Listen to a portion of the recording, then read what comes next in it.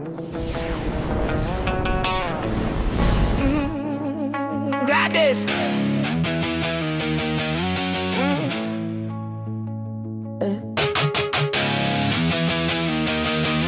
Got this.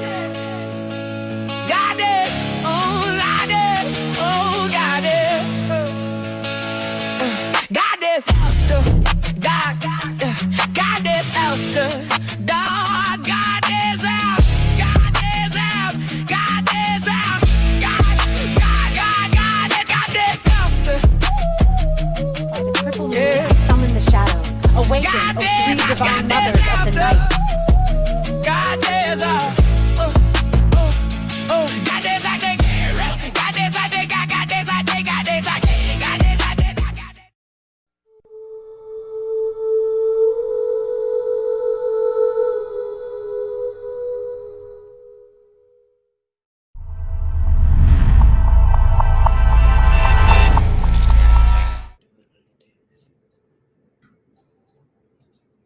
Good evening, mystics, and welcome to a new episode of Goddess After Dark.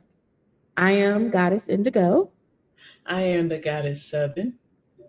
Awesome. And our beautiful Goddess Mystic Light will return to our next episode. So this episode, you get to go down this moon ritual, planetary magic, and spiritual timing with us. Okay. All right. All right. Yes. So I know as a loyal mystic, you've been watching, right? And so you've been on episode 12, our last episode, where we actually talked about symbols, sacred geometry, and sigils, right? The intention can be compressed into symbols. We did talk about that. We also talked about how sigils communicate beyond ordinary language. And we also talked about how shape becomes a container for that meaning, right?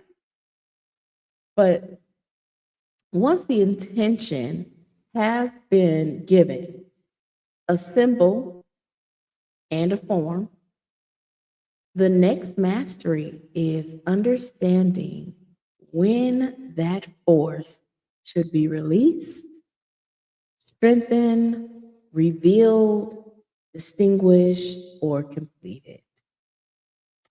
Time is normally presented as something mechanical, such as hours.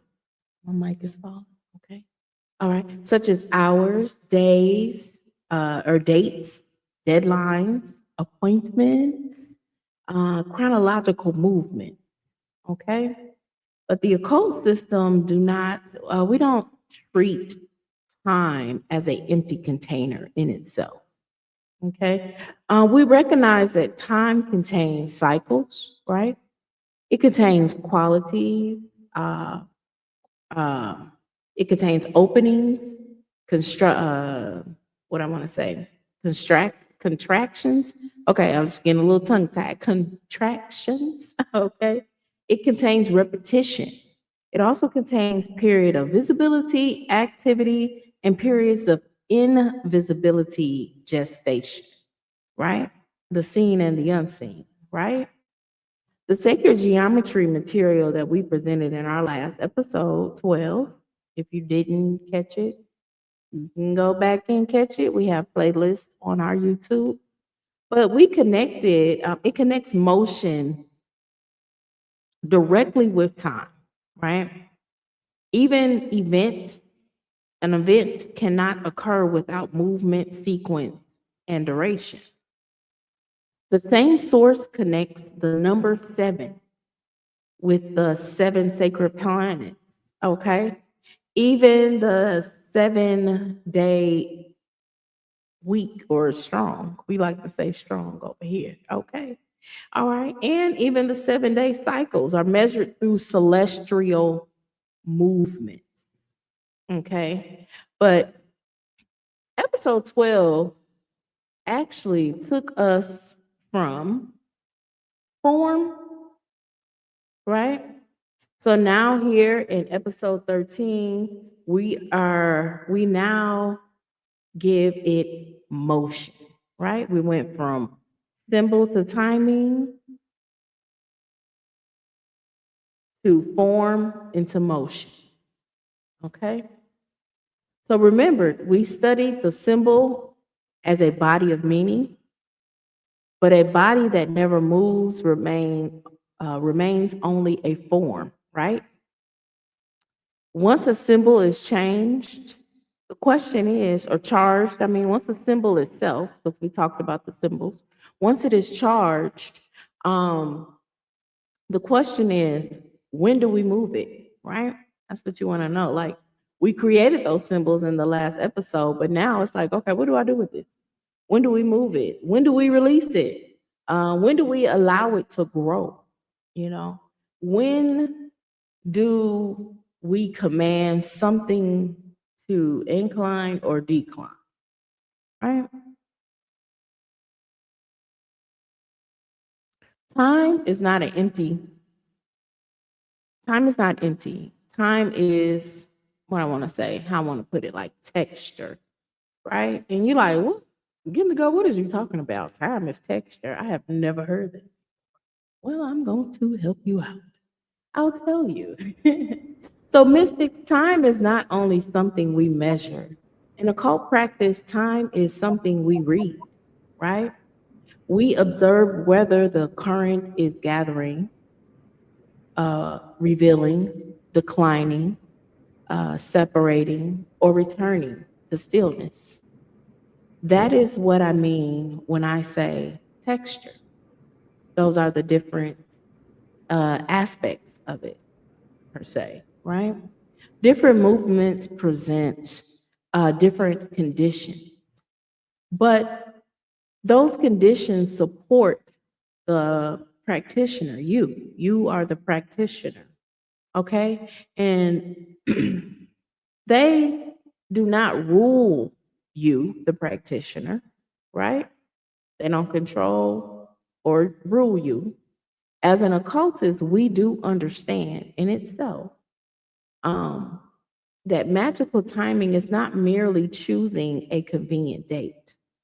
It means recognizing that nature is continuous, you know, expanding, contracting, appearing, disappearing, increasing, diminishing, forming, dissolving, and moving between activity and stillness, right? It's always going to be an opposite. This is a dualistic plane of existence, okay? This is why magical systems in itself, they often observe the moon cycle, the sun, planetary movements, seasons, days, hours, tides, breath, bodily rhythms, dreams, and inner states in itself, right?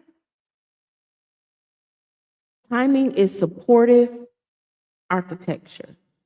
Time can support an attention. It can place work inside of a compatible current. It adds like a symbolic coherence. It strengthens focus, you know, and helps you, the practitioner, determine whether the work is one of increase, revelation, release, protection, or resistance, right? But let me tell you what time cannot do real briefly here, right? It can't replace clarity. It doesn't replace will. It doesn't replace a practical action. All right. It doesn't make random coincidence more powerful by themselves. And well, there's no coincidence that's random. Let me reword that a little bit.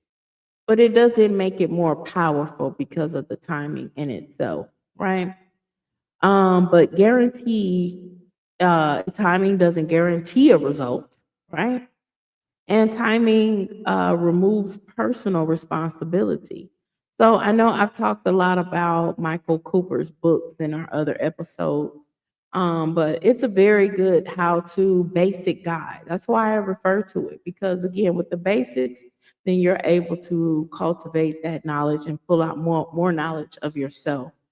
As long as you have the basics and be able to be your own practitioner. You know, but anyway, in his book, he talks about magical correspondences, right? And he talks about how the planet does not literally rule an herb, a color, a metal, or action like a monarch. You know, whether there is an affirmity to a similarity of nature between them. He also warns that collecting correspondences does not make powerful flow by itself, but it is you, the practitioner, is the directing center in itself. So basically, in other words, the hour does not perform the ritual, right? The moon does not focus your mind for you. The herbs do not decide the intention. The practitioner is still the meeting place where those forces are directed. Because why? We've talked about this before over and over again. You are the magic in itself, right? You create that timing, right? So before I even go further, what we're gonna do, we need to I don't know where my goddess went. Come back, come back. I wasn't going straightly. I was just opening up. I wasn't going directly into my No, sis, I was letting you have the flow. no, I was no, just you're good. listening. I wanted your beautiful face there, Oh, okay, But you we're doing such gonna an astronomical job. Just want you to know. yeah, I just before I get deeper though, because it's about to, I just wanted to open the floor upon connecting what we did last time into this episode. And before we get deeper though, we always here on this channel want to give extra energy um and covering for our episodes, right? So we are going to let Goddess Southern go ahead and delight us with I'm going to remove this from the stage right quick. And she is going to give us a amazing invocation. Okay? All right. All All right. right. Peace, peace, mystics, peace, mystics. I'm going to ring this 3 times just to clear the energy. If you can hear it, if you can't, just imagine the bell dinging inside your mind, clearing the energy, allowing you to focus on the message that is about to occur tonight. What resonate, what doesn't resonate. Okay. So, in the sacred quiet of this rising, or this evening, I should say, we turn our hearts, our minds, and our spirits to the ancient and eternal. We call upon Goddess Neith, great goddess of the ancient loom, wavering of faith, and guardian of primordial waters.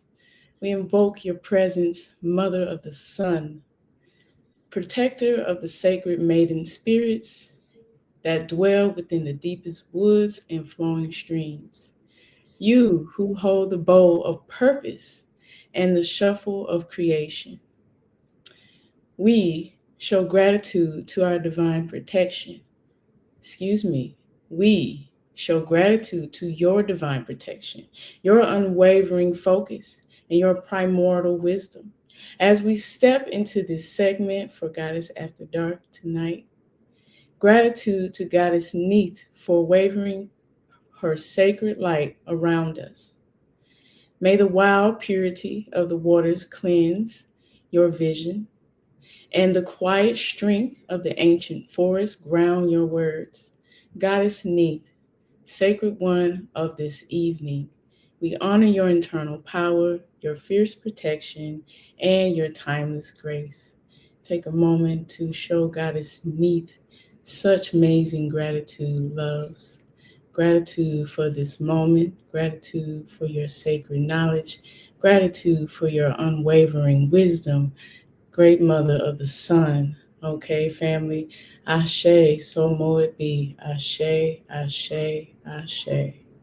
Okay, before we dive deep into planetary days and hours, we are going to begin the celestial body that has already been closest to the rhythms of the body, the water, intuition, dreams, and rituals.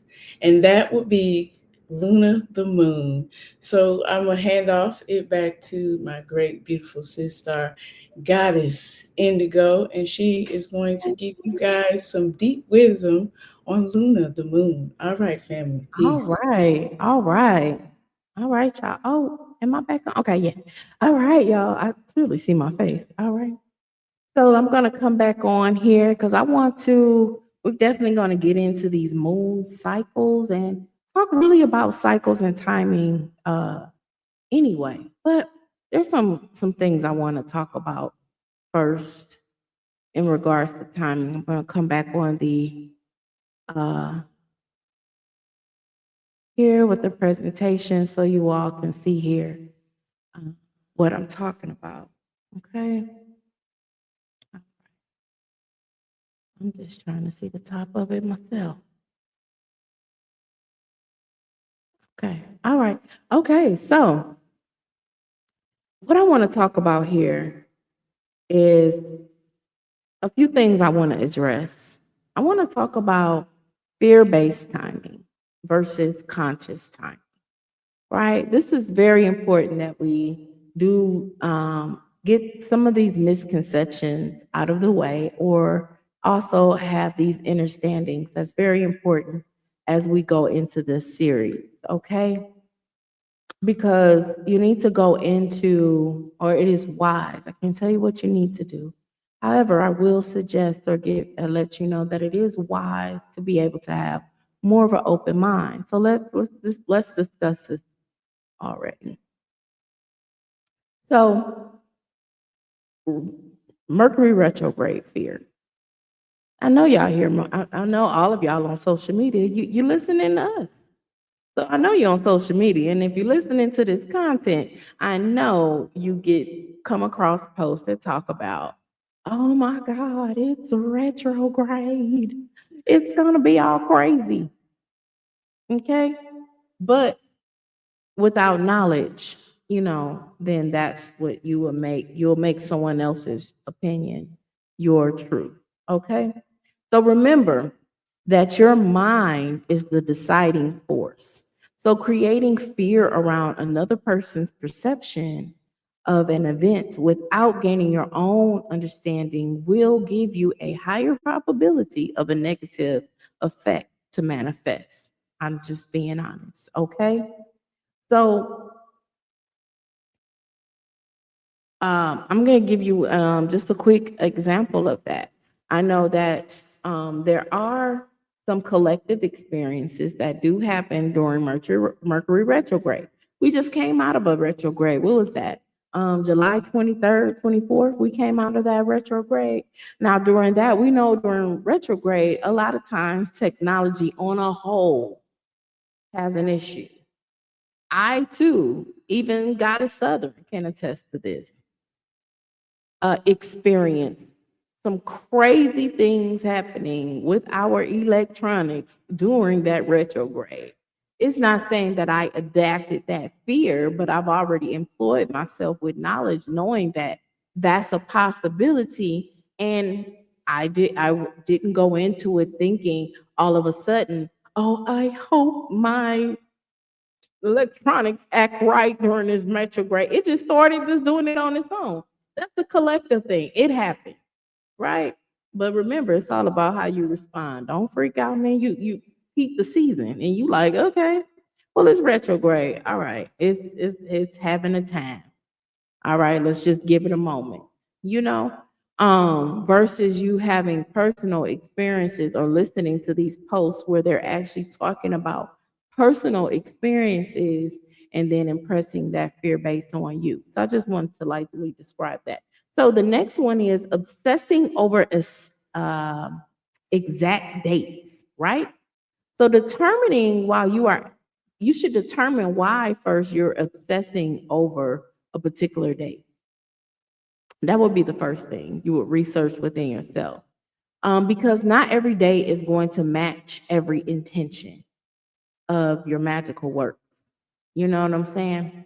This is why you employ yourself with the knowledge so that you can make more favorable choices as a practitioner in magic in itself.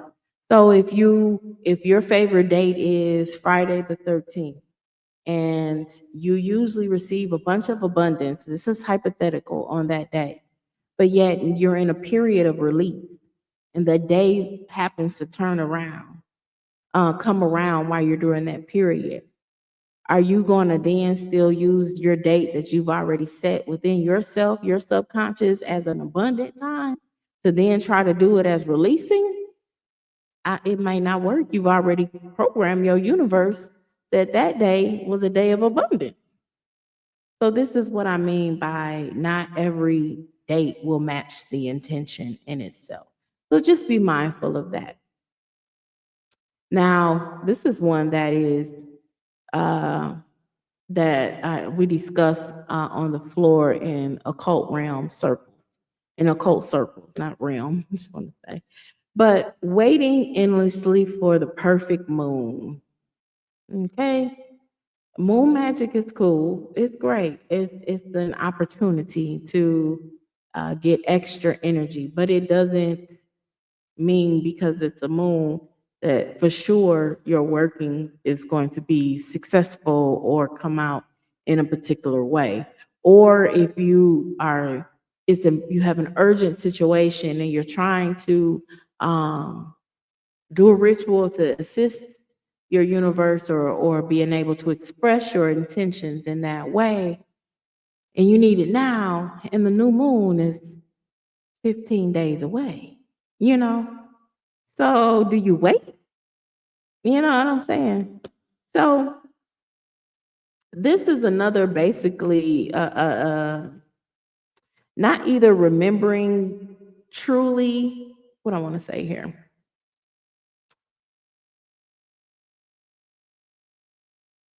It's where you should have, excuse me, I have the secure belief. I just want to get my thoughts together. Have a secure belief that you are the magic, period. Right?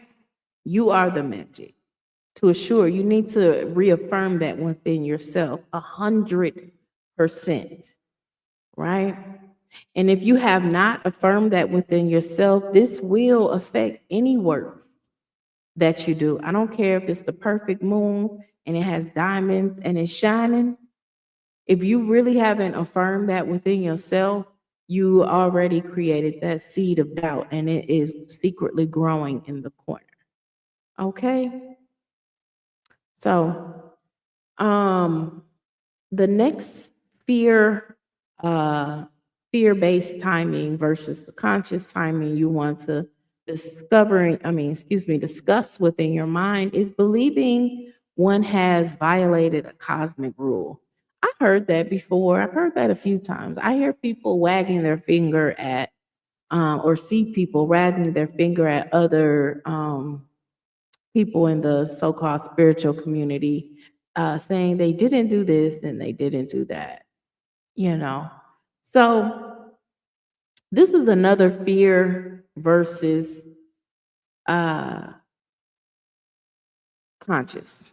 And this is more a conscious step that you would need to absolutely take, because if you really do your research and deep dive within yourself, you don't even have to even go that deep, you know what I'm saying, at all to find this out. A true violation of the universe is abuse of power, right? You know, the cosmic would absolutely or can be considered the cosmic rule can be considered the universe itself, right? However, if someone feels like they have that someone else has violated that, um, who are you to say? Are you the cosmic police? You know, Do you waste time on trying to figure out what other people are doing in their universe? That's the question you would absolutely want to ask yourself, because the only concern is whether this person did or did not do.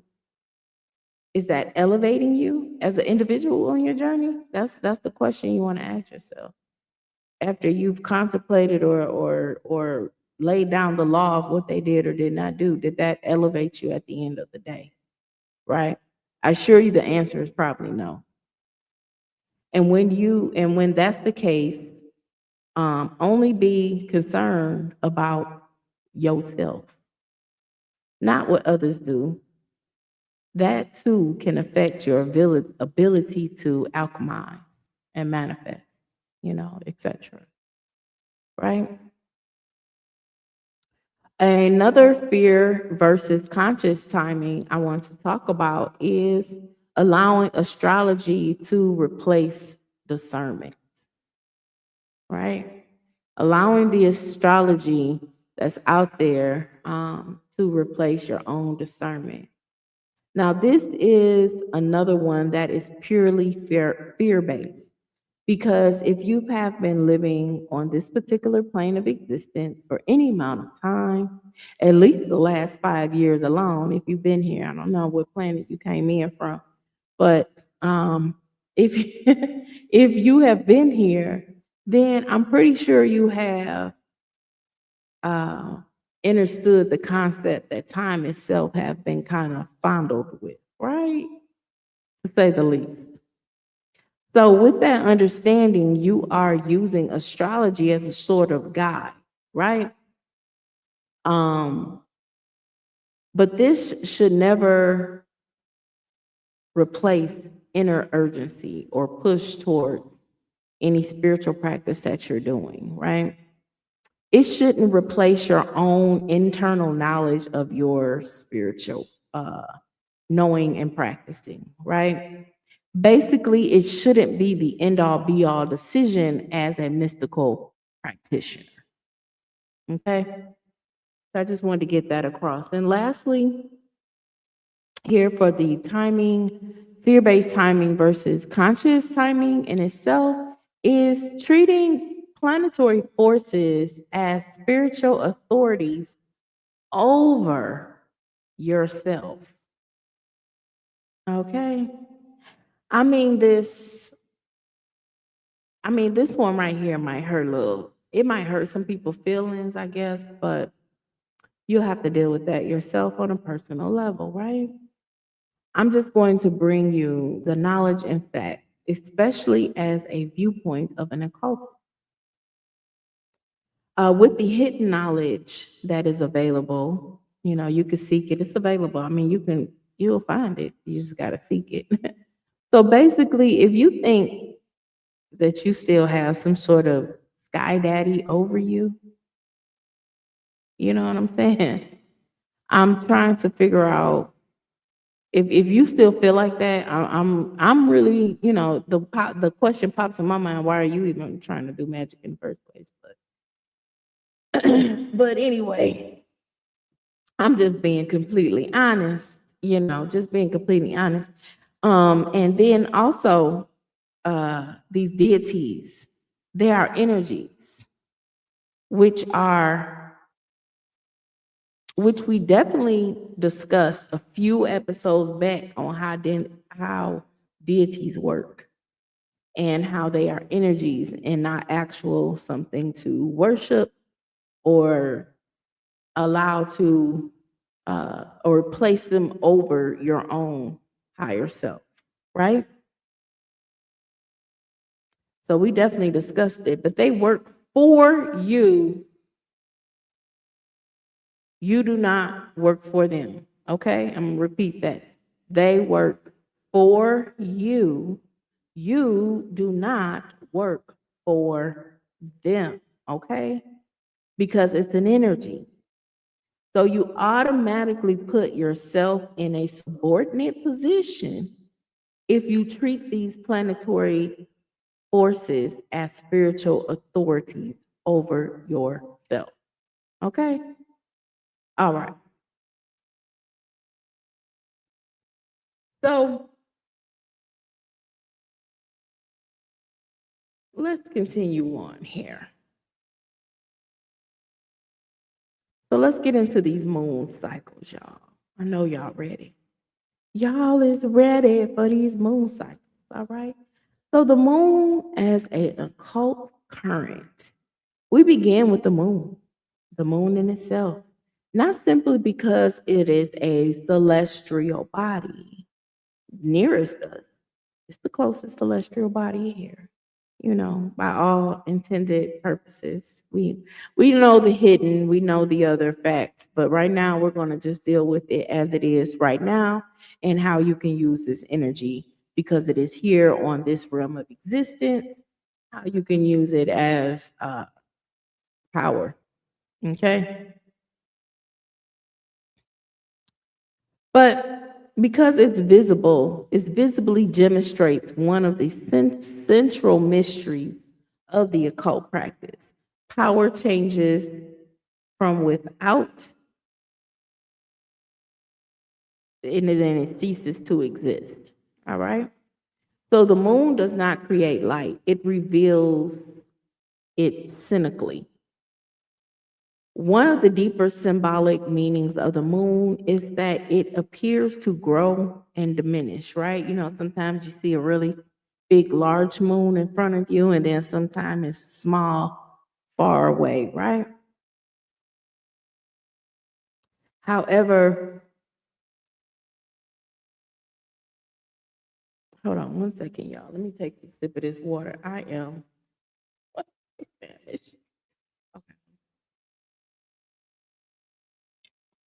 Okay, yet the moon itself is not being created or destroyed, right?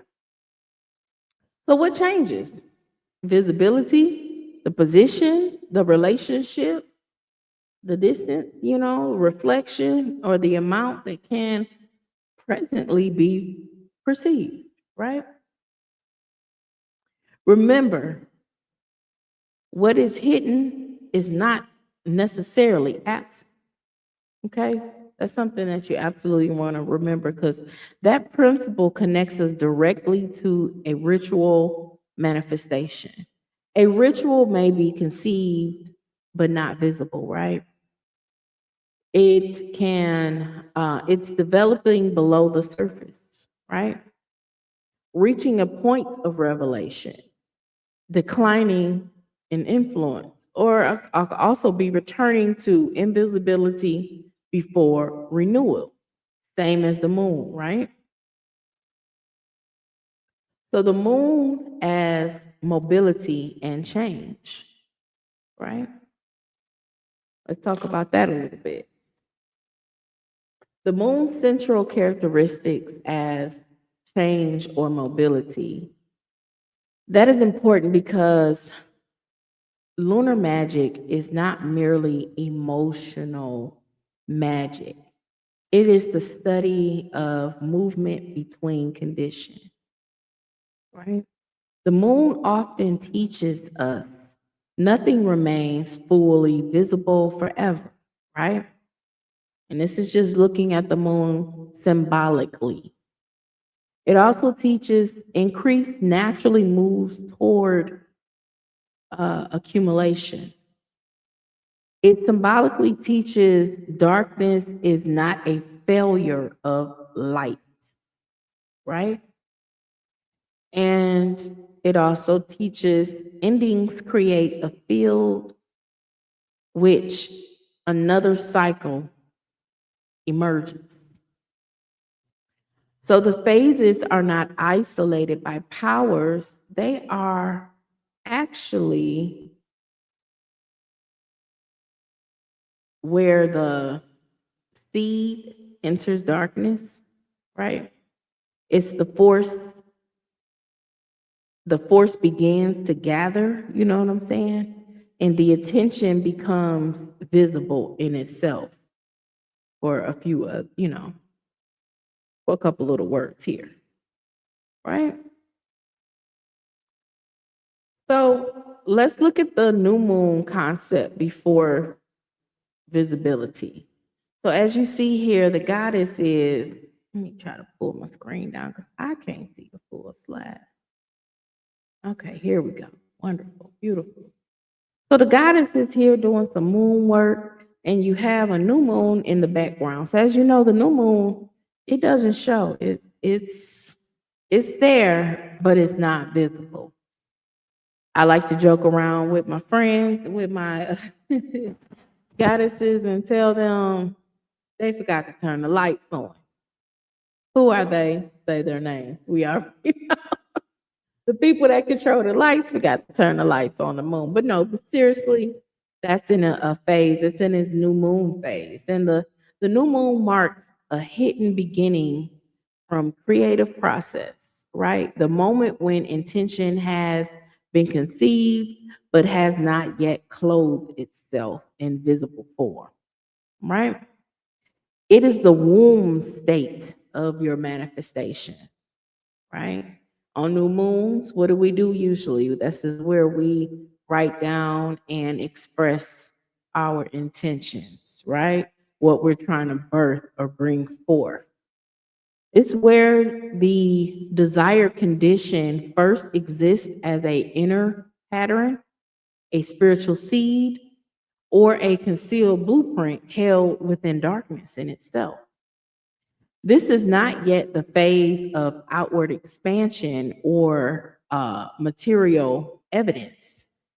It is the phase of initiation, where the practitioner, you, names the intention, right? Like I was just saying, establishes its direction. Hey, what I want to do with this. All right.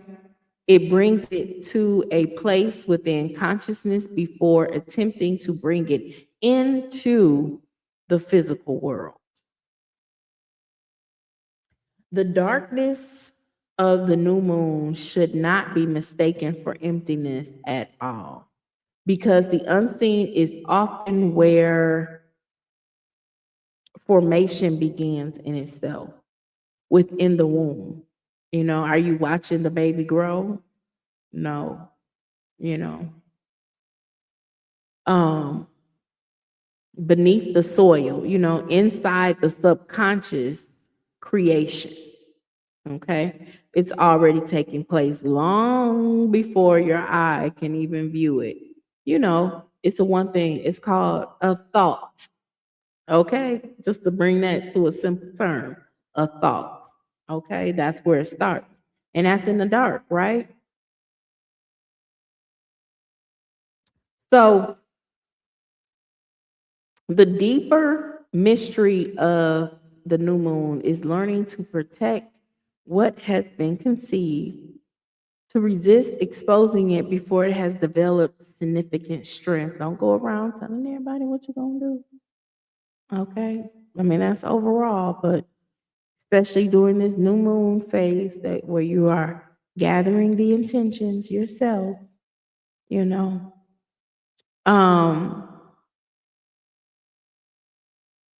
But what I say?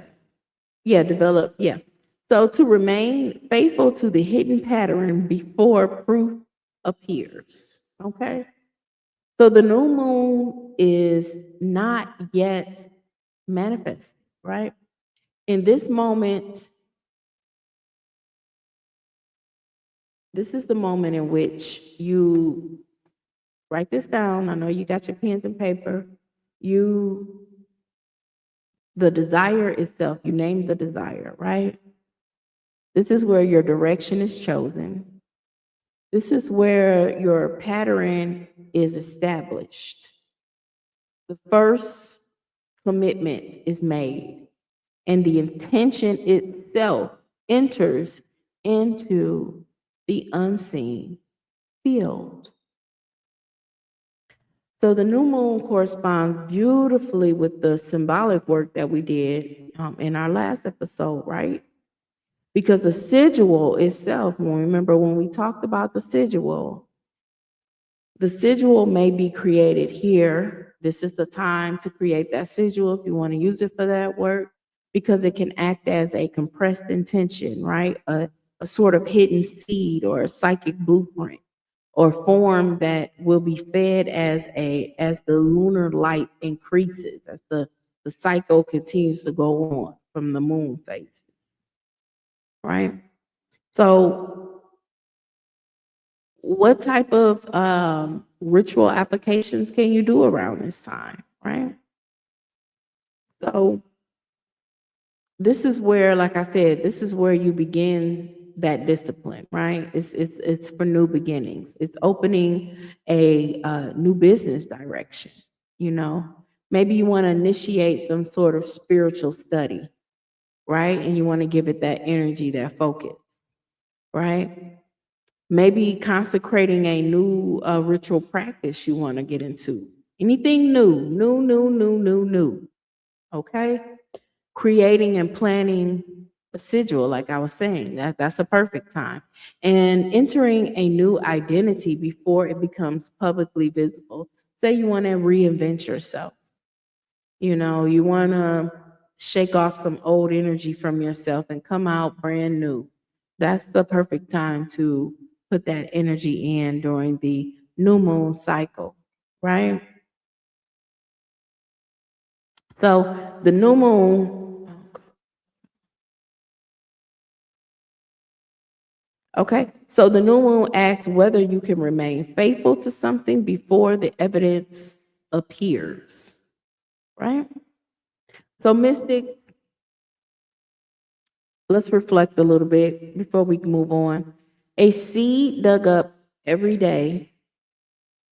Do you dig a seed up that you have planted every day to see if it's growing or even if it's establishing roots? Is that something that we do? No, no. Remember what I've said time and time again. Setting the intention and then obsessively observing it and checking it will slow and or stop that manifestation momentum, right?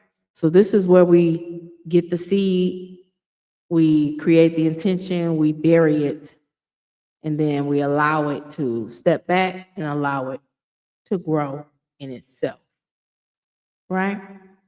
So now let's look at the waxing moon. I know you've seen the waxing moon before. It's a beautiful picture here. It's when the moon is in half. Well, a lot of people don't really know what the waxing moon means.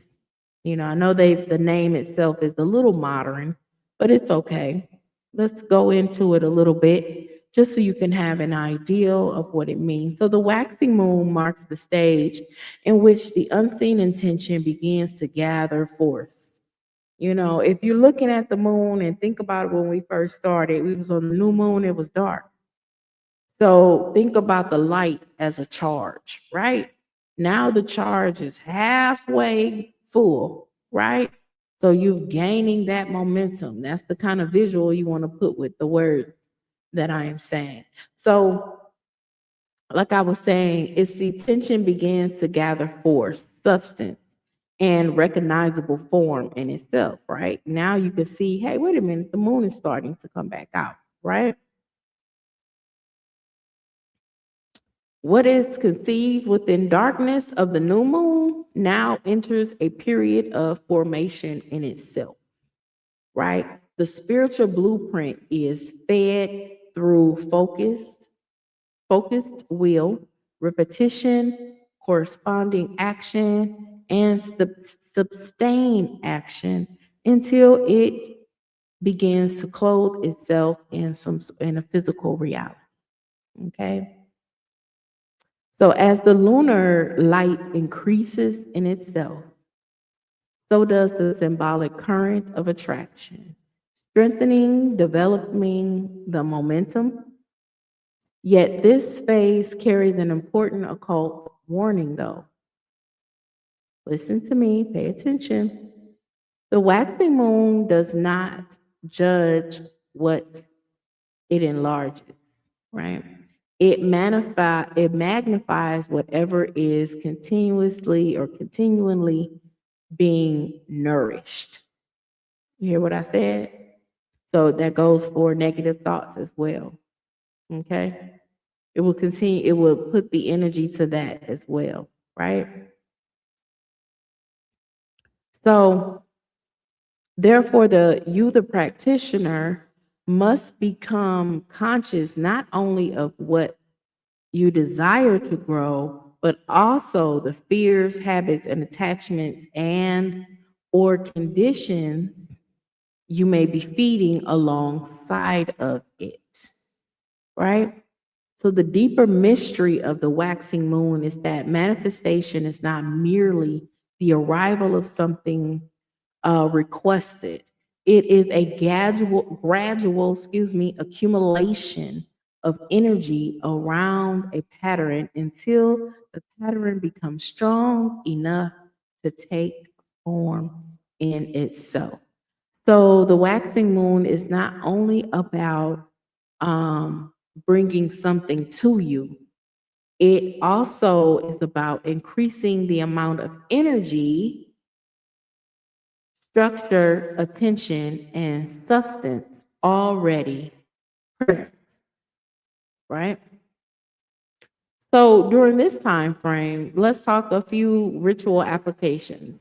So why would you do a ritual or something on a waxing moon, you say, right? What if you are trying to grow clientele? This is a perfect time to do some spiritual working, right? It's a perfect time to increase income, right? What about strengthening confidence? You didn't know you can do some spiritual workings on that to help yourself out, give yourself that extra energy. All right. What about building knowledge? Perfect. Remember, you start in a light up. It's like an engine. It's giving it. It has momentum right now. So use that momentum to grow within yourself. What about if you want to develop a gift or even deepening a relationship? The waxing moon is a perfect opportunity for that, right? So even we talked about before, we used Philip Cooper's book, Candle Magic, but he also has some very good knowledge in there that supports the moon cycles as well, because he talks about cycles and perfect timing to do candle magic. So the waxing supports, in his book, he talks about how waxing supports growth, while the waning moon, which we'll talk about next, supports banishing or reduction, right? Another, also in that book, not another, also in that book, it describes the waxing phase as a useful for drawing something into one's life, right? So kind of like the new moon. Well, the new moon, you set the intention. Now you're with the momentum here, right? And the waning moon, which we'll talk about next, I said, is for, of course, releasing. So let's talk about distinction of the attraction versus accumulation, right? So not all increase is attraction. Do y'all know that? I don't know if you know that. So you may be attracting something absent, or you may be strengthening something that's already weak. You know, not having that discernment and really assisting the situation. You just really want it so badly.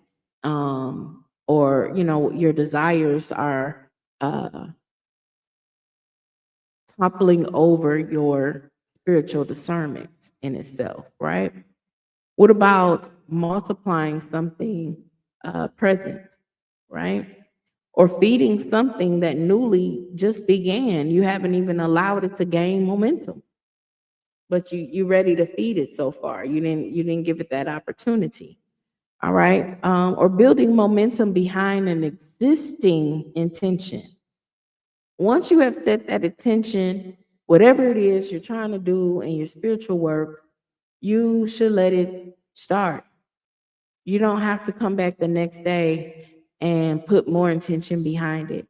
And then the next day again, put more intention behind it. That's almost as watching you. Once you have set that intention out there, you need to allow it to gain momentum in order for it to fully manifest, right? So this type of distinction helps you write more precise petitions, right? So take note of that, right? So before saying you want more, determine what you are actually feeding, right? What it is that you're feeding. What is it you really, really want more of? Because that's almost a vague ass statement, you know what I'm saying? So the waxing moon does increase, but increasing without discernment can also enlarge disorder, right? So let's move into the next phase here. We are on the full moon phase with the goddesses in the spaceship. Okay, I see y'all. All right, so the full moon itself, the full moon at maximum visibility and the crisis of revelation. Ooh, let's get into it. So the new moon, full moon marks the movement when what has been forming beneath the surface reaches its greatest visibility, right? Bam, we out here, we outside. We outside. Put this little fan on, y'all. Sorry about that. It's a little hot in here. On my end, I don't know why. Oh, okay. I hope y'all can't hear that. Goddess, give me a thumbs up if you can hear that fan. Is it, you can't? Perfect, because I need it. All right. So we outside, y'all. As you see, we outside with this moon. So the intention that was conceived in darkness and strengthened throughout the waxing moon current now stands exposed beneath the full light of accumulation. We out here. It's here, right? This is why the full moon is associated not only with power and completion, but with revelation, right? It reveals the light is on, right? What's in the darkness comes out in the light. Y'all know the old sayings, right? What has matured can no longer remain concealed. Hidden motives, unresolved emotion, all that shit comes out, okay? Spiritual patterns and true conditions of a ritual working may rise without awareness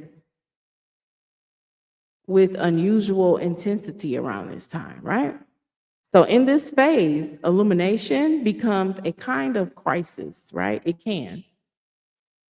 Because revelation demands recognition. I can't talk with recognition, okay? Once something has been fully seen, you see it, the light is on, right? You, the practitioner, can no longer claim ignorance of it. You're now aware, right? You're now aware. So the full moon heightens psychic perceptions and emotional sensitivity, you know. But that intensification must be approached with discernment, right? Because every feeling is not prophecy, and every surge of emotion is not divine instruction. It takes discernment. This is the knowing thyself part. Because you got other energies and entities around you that can influence you. One of them is sitting right in the bottom of your stomach. It's called a parasite. We talked about that before. Okay? I'm just saying. I'm giving you all, I don't want to give you one side of the coin. I'm going to give you both sides of the coin so you can be able to look into both sides and make a determination for yourself. Okay? So, hey. So, because I said not every surge of energy is divine instruction, it's deeper. It's deeper occult mystery is that Fullness reveals both achievement and access. The full moon, right? It shows what has reached completion and what has gathered enough power to become visible in itself, and what may now be too full to remain at its present form, right? The dinner is ready. The light is on. It's done, right? So it can signify all of those, or, those instances. So you want to be able to discern whatever intention that you set forth or whatever's going on with you. Put that in consideration, okay? So the full moon is often reduced to, a lot of times people reduce to, oh, the full moon's out. I'm going to what? I'm going to charge my crystals. I'm going to manifest something. Oh, the full moon's out. I'm going to celebrate. Or the full moon's out. I'm about to sit here and just grab all this power. That's what you hear. That's the cute stuff online. But occultly, the full moon is the point at which what has been developing becomes difficult to conceal. Right? It's ready. So what fullness can reveal? What can it reveal? It reveals the result of an earlier choice that you made. All right? It just may come around like, damn, how they find out? Oh my gosh, the full moon right now. Okay. It reveals the actual condition of a relationship. Sometimes that relationship you've been holding on to, and it has its ups and downs. It goes up and down like the moon cycle, honey, but you ain't paying attention. And then the moon cycle comes out and it's full, and baby, you done seen his call log, honey. It is revealed. Hey, it came out. That may happen. You know what I'm saying? His or her. Y'all seen the call log. You seen that text come across the screen while y'all was chilling. Okay? That DM popped up. Just on GP. Y'all was having a great time. But what's in the dark comes to light. Okay? Not saying please, y'all. Please don't sit there and wait for every full moon and be lurking around your man or your woman trying to figure out what's going on and what's going to pop up. Don't be silly. Now we're going to, use discernment with this. I'm just saying, if it do pop up and you look out the window, it's the full moon, just put two and two together. Okay? That's all I'm saying. All right. So it can also, it reveals an intention that has matured. It's ready. Again, the light is on, and how about a truth that can no longer remain unconscious within yourself? What if you have something within yourself you're dealing with and it actually privately came to light? You know what I'm saying? Around that time frame. Those are just a few instances. So let's quickly talk about ritual applications during this full moon so we can go ahead and move to the next cycle. All right, so during this time, you could do divinations, right? Divination really for yourself, and you could do it for others, but I always teach people to learn to divinate for yourself. This is seeking out into the spiritual world and receiving answers, okay? Such as tarot, pendulum, your dowsing rods, and just giving you some examples already there.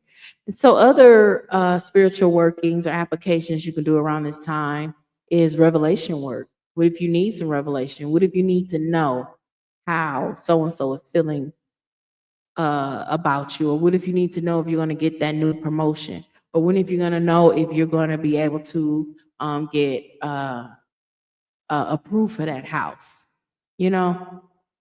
Around this time of full moon, you can bring a working to accumulation or a ritual you're doing, right? It's a time to seek clarity. You can sit there and you can meditate, talk to your ancestors, be silent under the moonlight, and receive clarity on things. right? It's shining on the world. It's like, I'm gonna show you everything right now. So you internalize that and allow it to show you everything in that aspect. Okay.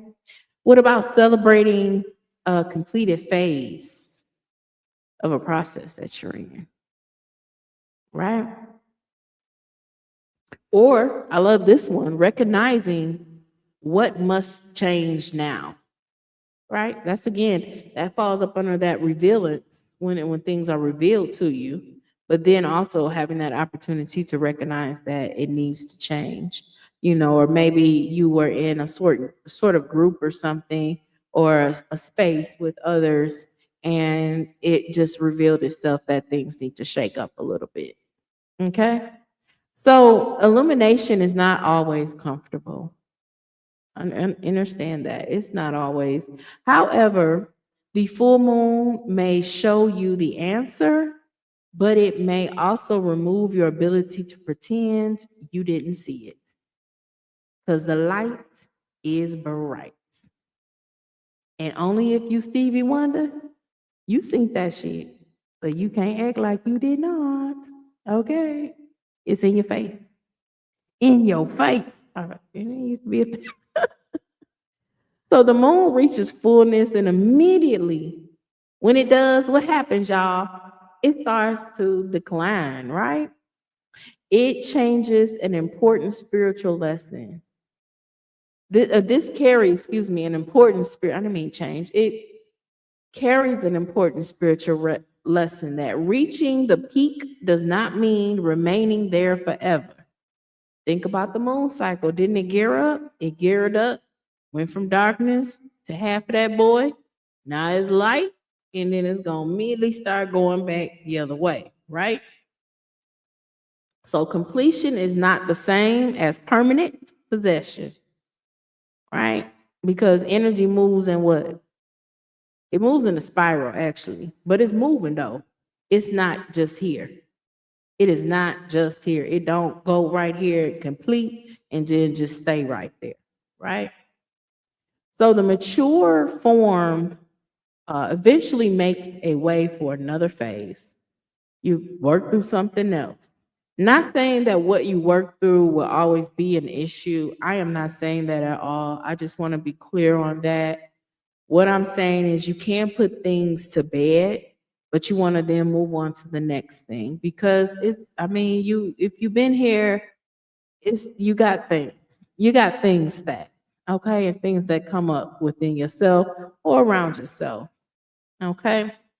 So full moonlight is often used to charge objects because it is regarded with that practice of providing the strongest lunar charge. So you get that, that's why you hear that all the time. But I just wanted to give you that knowledge so that you can know it does so much more, right? So discernment during these heightened states, this is just a few things I want to encourage you to do. You can write these down.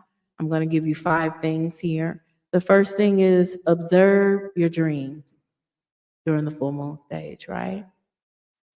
Record revelation, that you're receiving, understandings, Uh, avoid mistaking every emotional surge for divine instruction. Okay.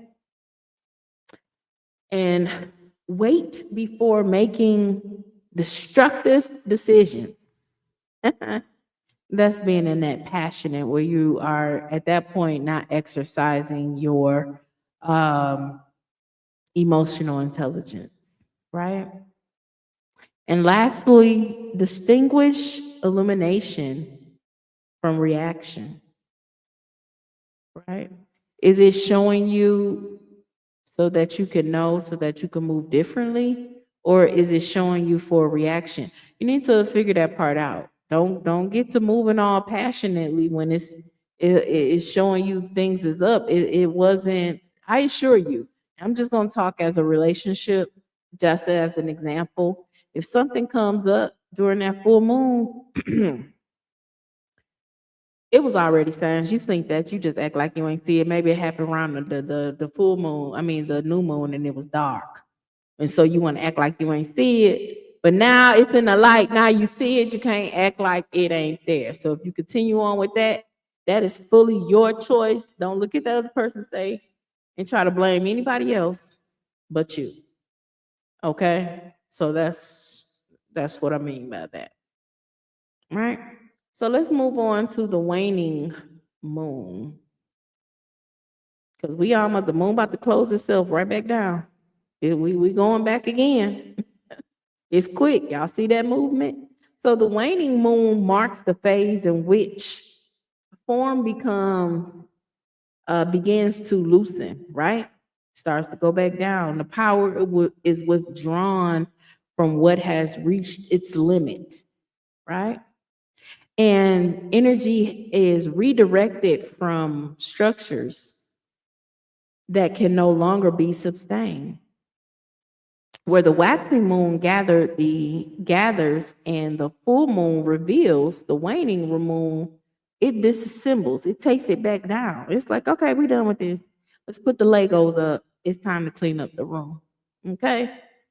So its current is one of release, reduction, cleansing, reversal, and diminishing of influence that have been given too much space, too much attention, too much authority. All right. This is not destruction for its own sake. It is the deliberate breaking down of a form that has the energy bound within it so that it may be reclaimed, right? Purified and returned to its source. The deeper occult mystery of the waning moon is that nothing truly leaves without first being deprived of nourishment, like a habit, an attachment, a fear, or spiritual pattern. It wakens when you, the practitioner, stops feeding it with repetition, with emotions, with access, and belief. To work with this phase is therefore to participate consciously in decline, to remove what is unnecessarily, reverse what has become harmful,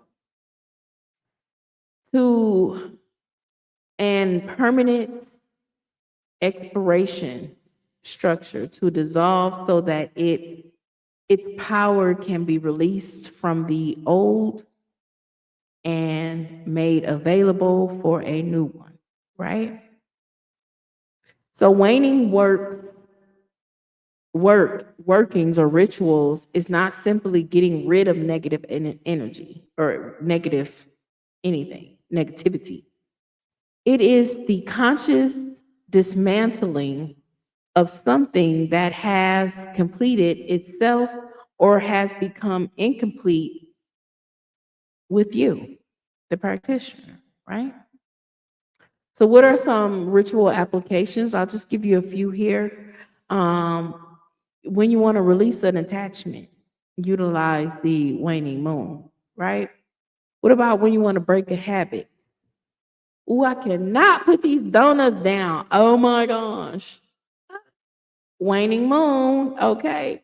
What about reducing conflict? You got that back and forth at your job or wherever, and this person, y'all keep going, and you just tired of it. It's just pulling on your energy. Baby, do a working with the waning moon.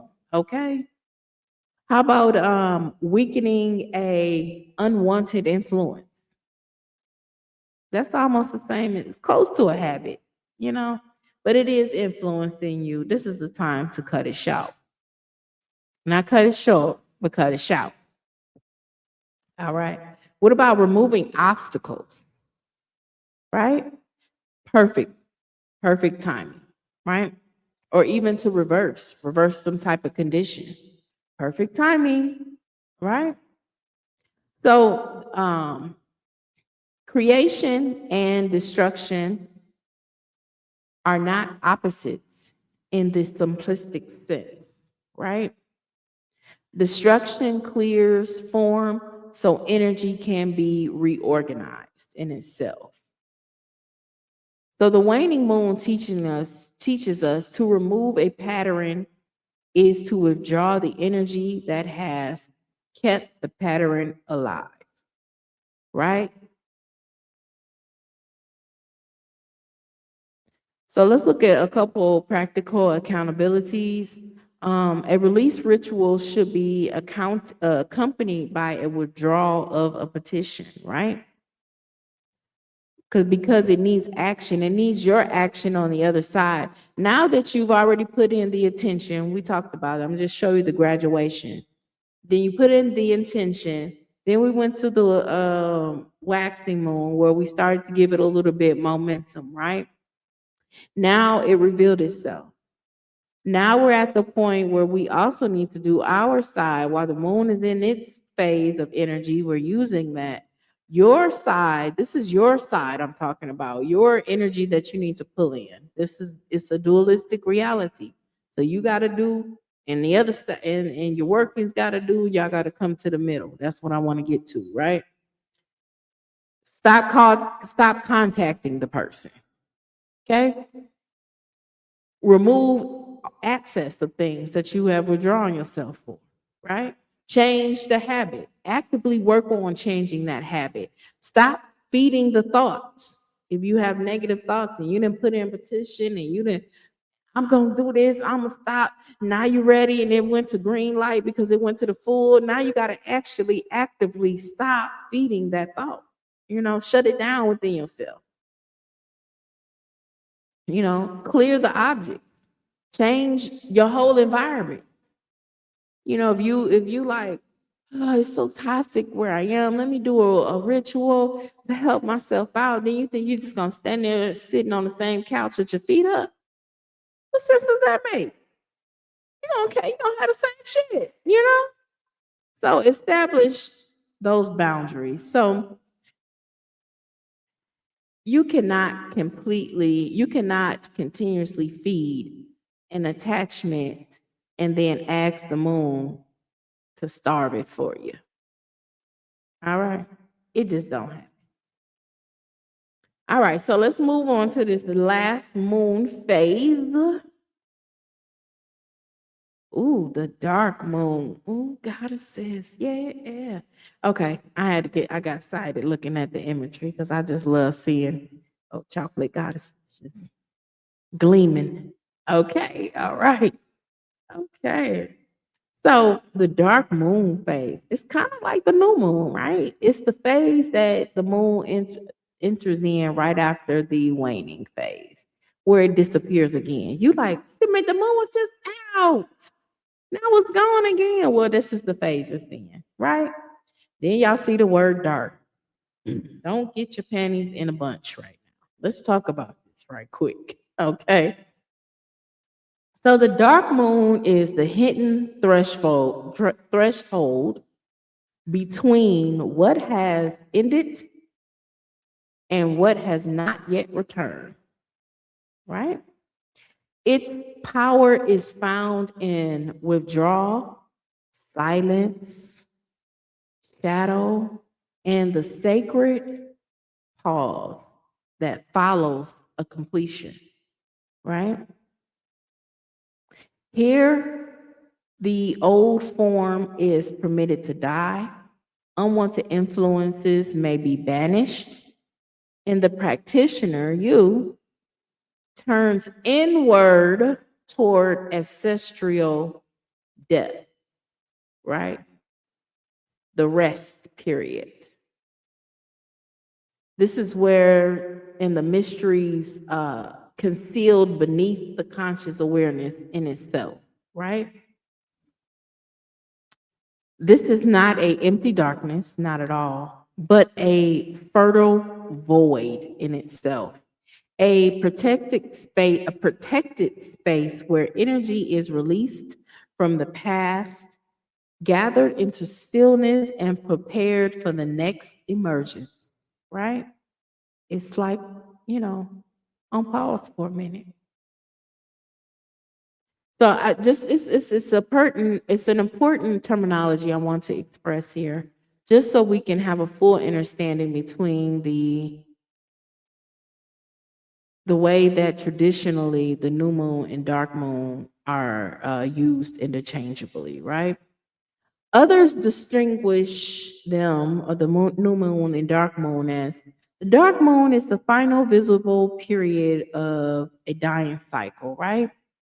Then they also say the new moon is the beginning of an incoming cycle, right? But you do not have to force one definition or another, but you can let the mystic know.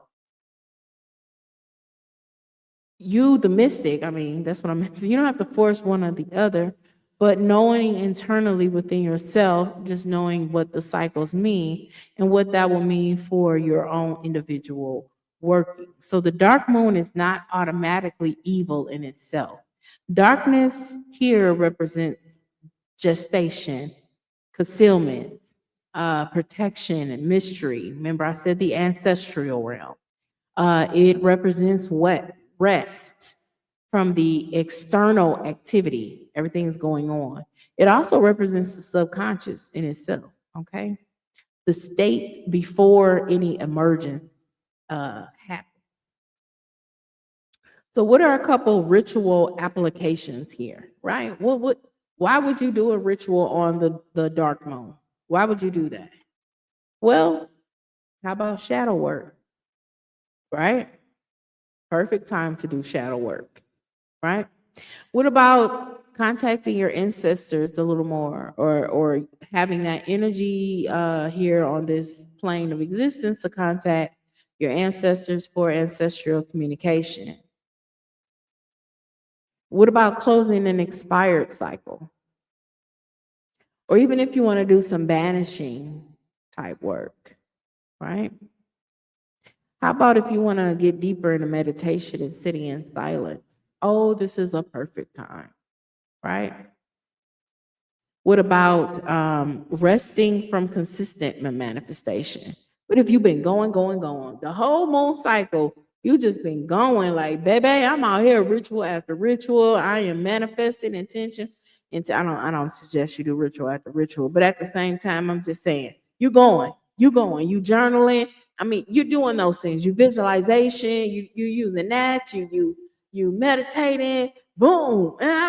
This is the time to be like, let's give this a moment for all what you've been doing. Just give it a moment. Pause. That's what it's saying. Pause. Just rest for a minute. Okay. And do more listening instead of commanding around this time. Okay. So the modern manifestation culture often teaches constant increase, right? More money, more visibility, more attraction, more activity, more performance. But the dark moon in itself teaches that power also exists in withdrawal. There's much power in refusal. No. That's too loud. Next time, do it nicely, It also teaches privacy, right? How about silence, rest, concealment, right? So practice those things during this phase. So the dark moon is not powerless because it cannot be seen. It is power because it has withdrawn from performance, right? Stop. This is the time where you're not performative, not performative at all.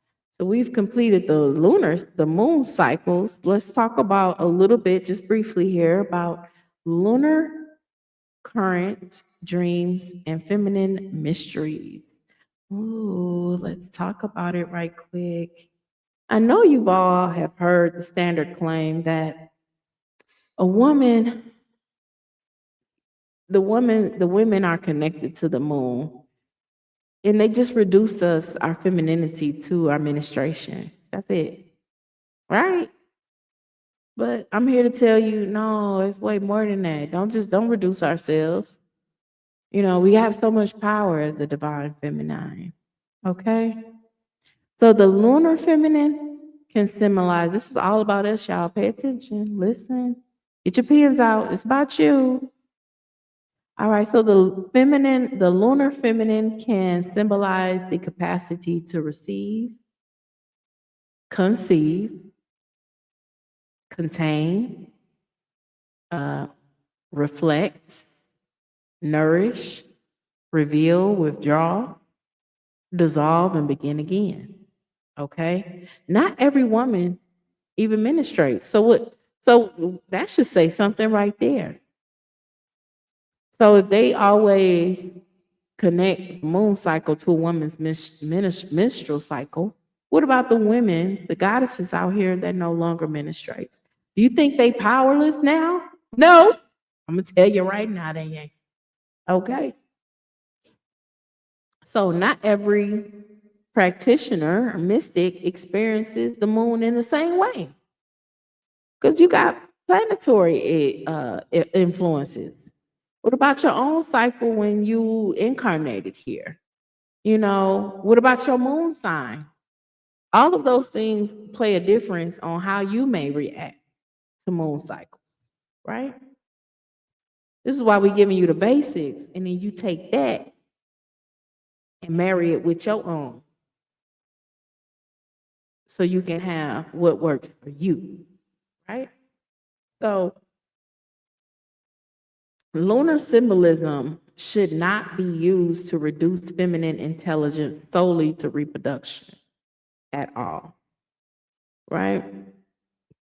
So I remember a while back I had gave y'all, this is when we did our chakra series, and we looked at, I'm gonna say his name, I might butcher it, Harish Jahari chakra. The energy center transformation. This is where I got this from when I want to talk a little bit, small little snippet on tantric. And he presents the tantric model in which Ida is the lunar current, right? And is described as a feminine, nourishing, purifying, magnetic, visual, and emotional. The text also associates the inner lunar, which is they call the Chitra, I had it right earlier, y'all. It's Chitra, Chitra, current with dreams, images, visualization, visionary consciousness, right? These are teachings from a Pacific yogic and tantric system, not a universal type of biology claim, but they offer a rich occult framework for understanding why lunar symbolism becomes connected with dreams and the immature world and the female, right? Feminine energy. So we have internal and external timing happening here. Spiritual work can be described as a synchronization of interior and exterior rhythms, right? Using the least resistance rather than forcing energy blindly. The external moon may indicate one current, right? The internal current or internal conditions may indicate another. So you, the practitioner, should therefore observe the lunar phase, your own emotional condition, your dreams, your energy level, repeating symbols, bodily symbols, and whether he or she or you, he or she, whoever the practitioner is, feels repetitive, active, depleted, clear, or reactive, right? So let me give y'all a little bit of, before I hand off to Goddess Southern, let me give you all a little journal practice here, right? So we're gonna do a little occult journal, right?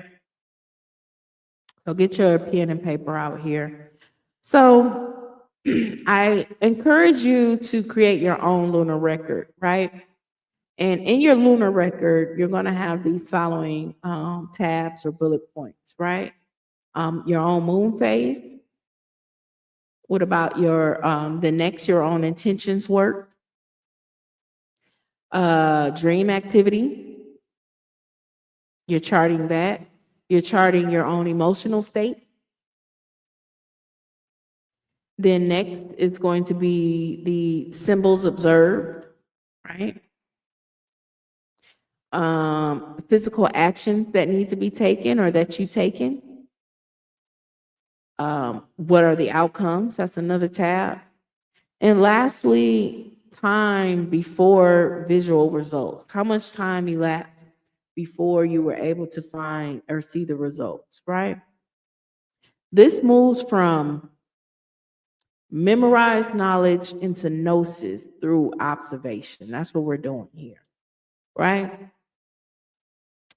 So the moon gives us a larger cycle of emergence, growth, fulfillment, discipline, and return. But that is only one layer of spiritual timing. The 7-day week in itself, it preserves your 7 day strong, okay? It preserves the signatures of the 7 classical planetarial phases or sources. I'm sorry, forces. Oh, I need to swallow. Okay, y'all, excuse me. I sound like that on the mic. But anyway, so Goddess Southern will now guide us through that planetary days, their correspondence, and more advanced mystery of planetary uh, hours. Order. Come on to the stage, Goddess. Hey y'all, hey Mystics, hey, Hey. how you doing? Yes. How y'all doing? By the way, the Goddess Southern gonna be a little long-winded. It's okay. This is gonna be a show for the ages, but it's all good because we are packing y'all with information. Like I say, hey, make sure your pens and paper are ready now. You can always go back. You can keep going back so you can get those understanding because we are here for knowledge, not for entertainment. Okay. Come All on right. now, and doing this helped me with my studies because I am still a student of the universe, okay, and all of that. So I am definitely gratitude, Sis Star, for the beautiful introduction. Gratitude for your segment on the lunar cycles. I was trying to find my book that I also recommended and referenced in another segment of Goddess After Dark, but I couldn't find my book. But we're gonna go without the book for now. I'm gonna pop up my slides because we got a lot to talk about. And I'm gonna Okay. pop on the Just screen, say, y'all. Ooh, look at that. Okay, let me cheer from the background. Peace, y'all. I'll be right back. Well, I'm here, but I'm in the back. all right, I'm sorry about that, y'all. Okay, so I first and foremost want to say I am open to giving you guys a copy of my slides, okay? Because it's a plethora of information in here. Um, I'm going to give you a brief history on each planet and everything. Just remember, ancient Hermeticists were the ones who established this knowledge because they were very well knowledgeable in astrology, in astronomy, magic itself. Hell, God Thoth was, that God that served that purpose. He understood all of that. So, and if Thoth is thought, your mind and everything, your mental. Okay. So before I begin, I do have an opening. It was a notes that I took. And these are the notes here. Understand these are merely energies you can utilize to broaden your magic, like Sister Indigo mentioned. Everything is energy, and amongst that, we have expression or emotion. So, your expression or emotion is that energetic frequency. Think about that. Okay, expression or emotion equals energy. Energy, the power to work, cause, change, or create motion. And inherited property that a system or object possesses. That is you. You are that possess this power.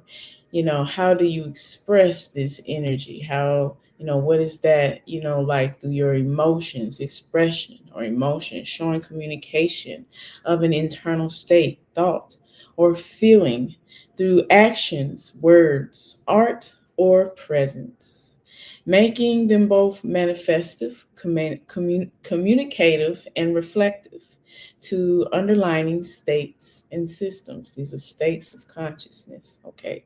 Both serve as visible or unmeasurable outputs of internal activity, even in human emotion. Remember, emotion and expression. With magic infused, the magic happens when the right expression or moment or emotion, let me say that, meets the right energy.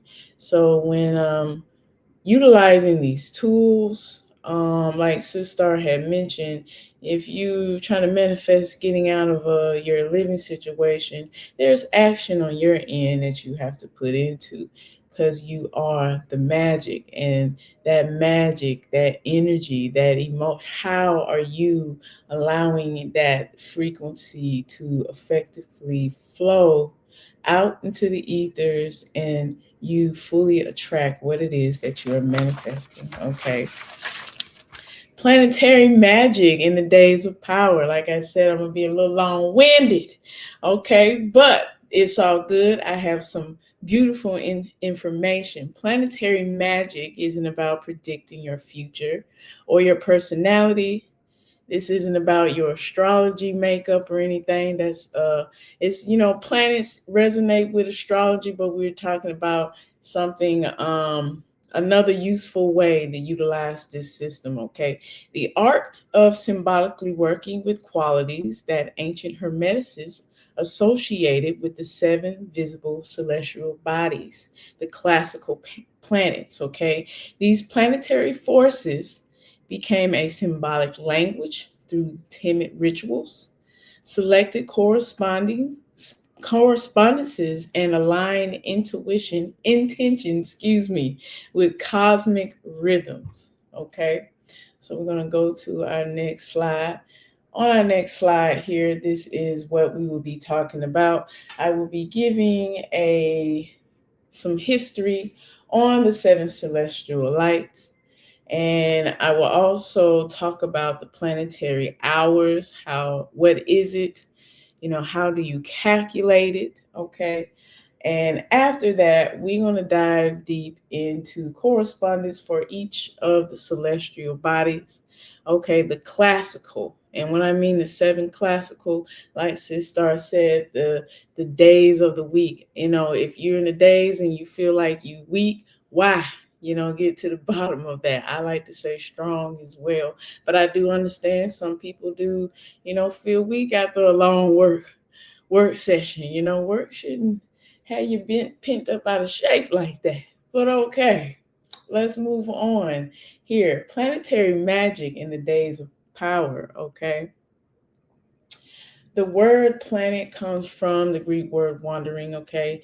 The planets were wandering through the sky, okay? Just the seven classical planets. This was before that they saw Uranus and Neptune and Pluto and all of them. These were the seven classical planets that were visible at that time, okay?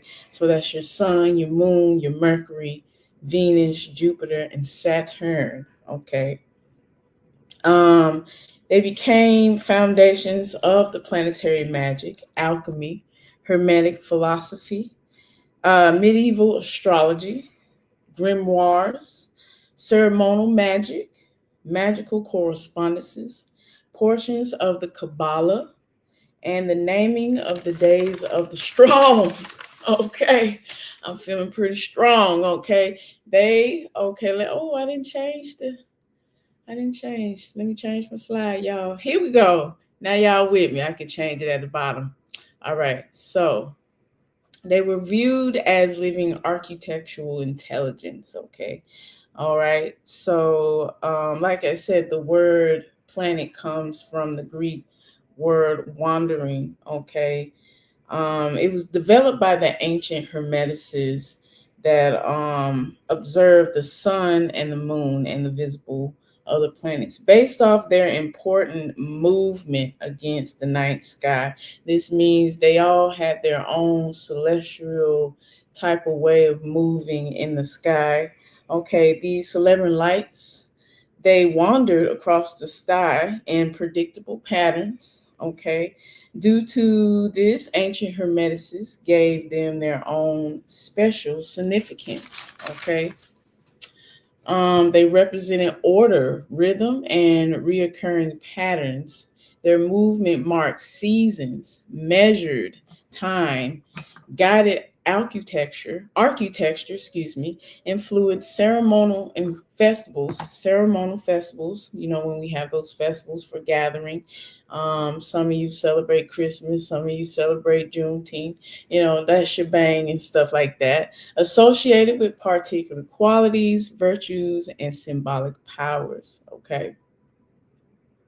They later was woven into the symbolic rhythmic flow that associated with deities, metals, colors, plants, days, as well as magical and astrological practices. Okay. So each day, each strong was treated as carrying a symbolic energetic influence based off the planet's day and corresponded with it. Okay. It also was, I'm getting ahead of myself too as well. Yeah, I'm getting ahead of myself too as well. So let me move on to my next slide so I can stay afloat here. Because let me slide on my slides here. So we're talking about the 7 classical planetary rulers. Okay, ancient Hermeticists observed that while the constellation maintained some relative position year after year, the 7 celestial bodies wandered through the zodiac. Due to their wandering motion, they were given special attention and eventually became known as the 7 classical planets. Okay.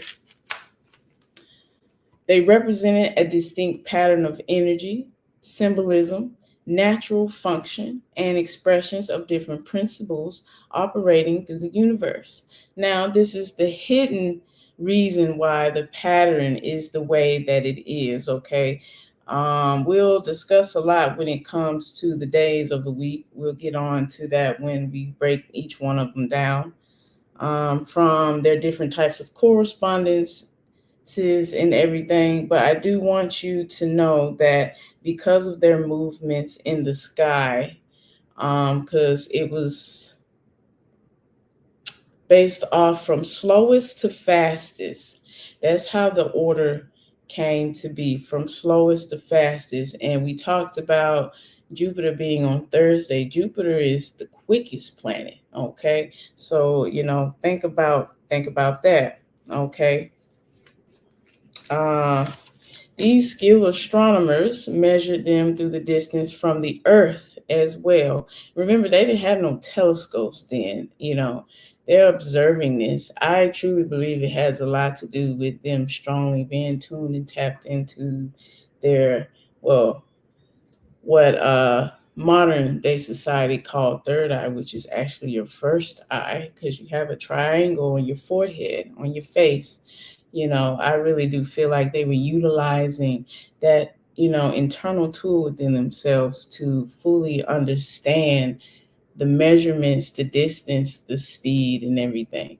So again, it's very important that you do your own, research and get your own understanding and knowledge on that as well. Now, I do want to move on to the planetary hours. Okay, let's talk about it. Okay, it's an advanced timing system used to refine the broader influence of a planetary day. Okay, important to note that it is not a fixed clock time. Okay, changes daily based on the days or the risings, sunrise, and sunset. Okay, this gives the planetary day larger atmosphere,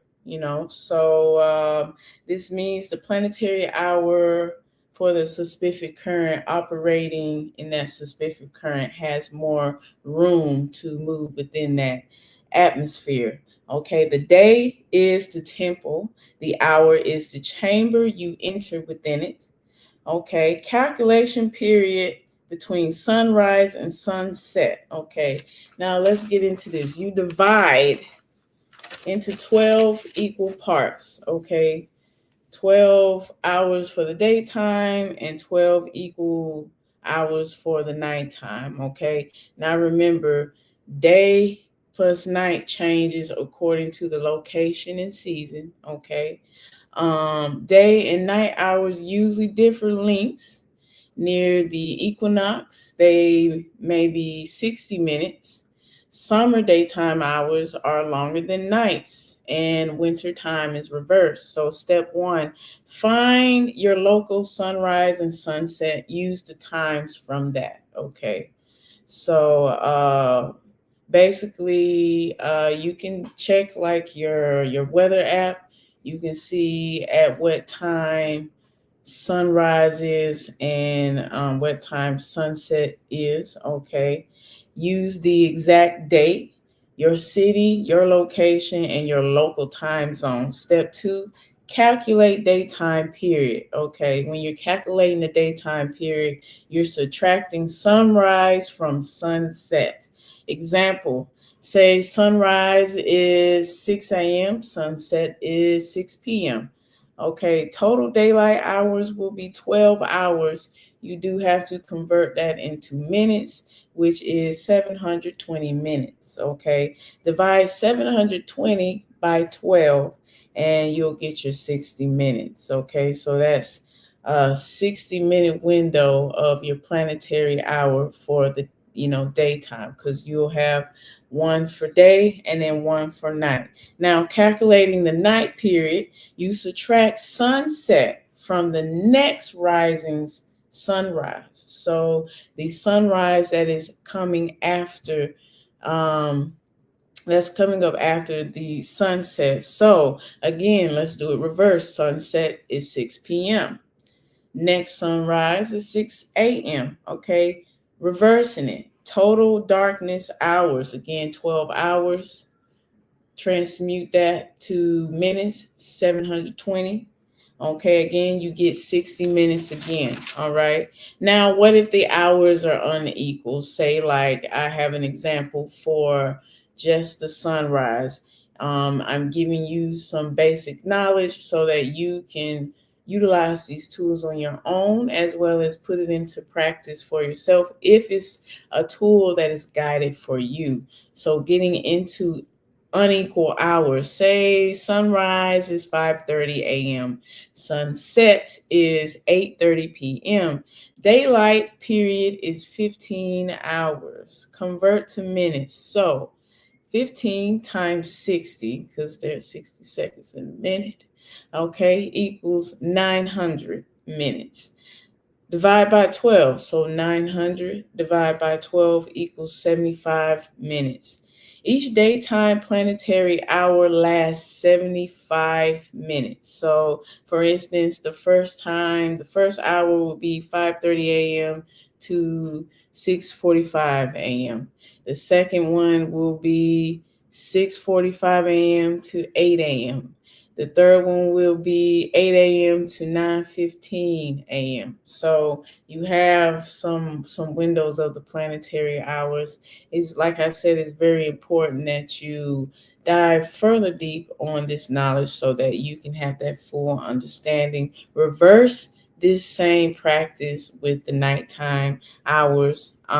So how planetary rulers are assigned. okay, when it comes to the planetary hours. The first hour begins with the ruler of the day. So, like this rising is moon day. If I want to calculate any type of planetary hour, the first ruler I will begin with will be the moon, the day of the moon, because the moon rules this rising here. Okay, the first ruler at the next sunrise will be the ruler of the new planetary day, and the sequence continues that and continues over and over again.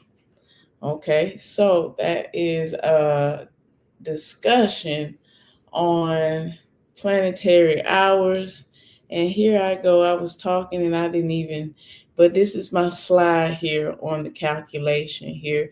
Give you some viewpoints here so you can see the layout also. Again, I am definitely open to sending you copies of my slides if you are open to it, if it's something that you're guided to. But we are right now going to dive into the correspondence of each planet. Okay, enjoy the neon because we are going through a journey of neon colors for each planet. So let's start with the day of the sun. Okay, day of the sun. All right. English word literally means Sunday, okay?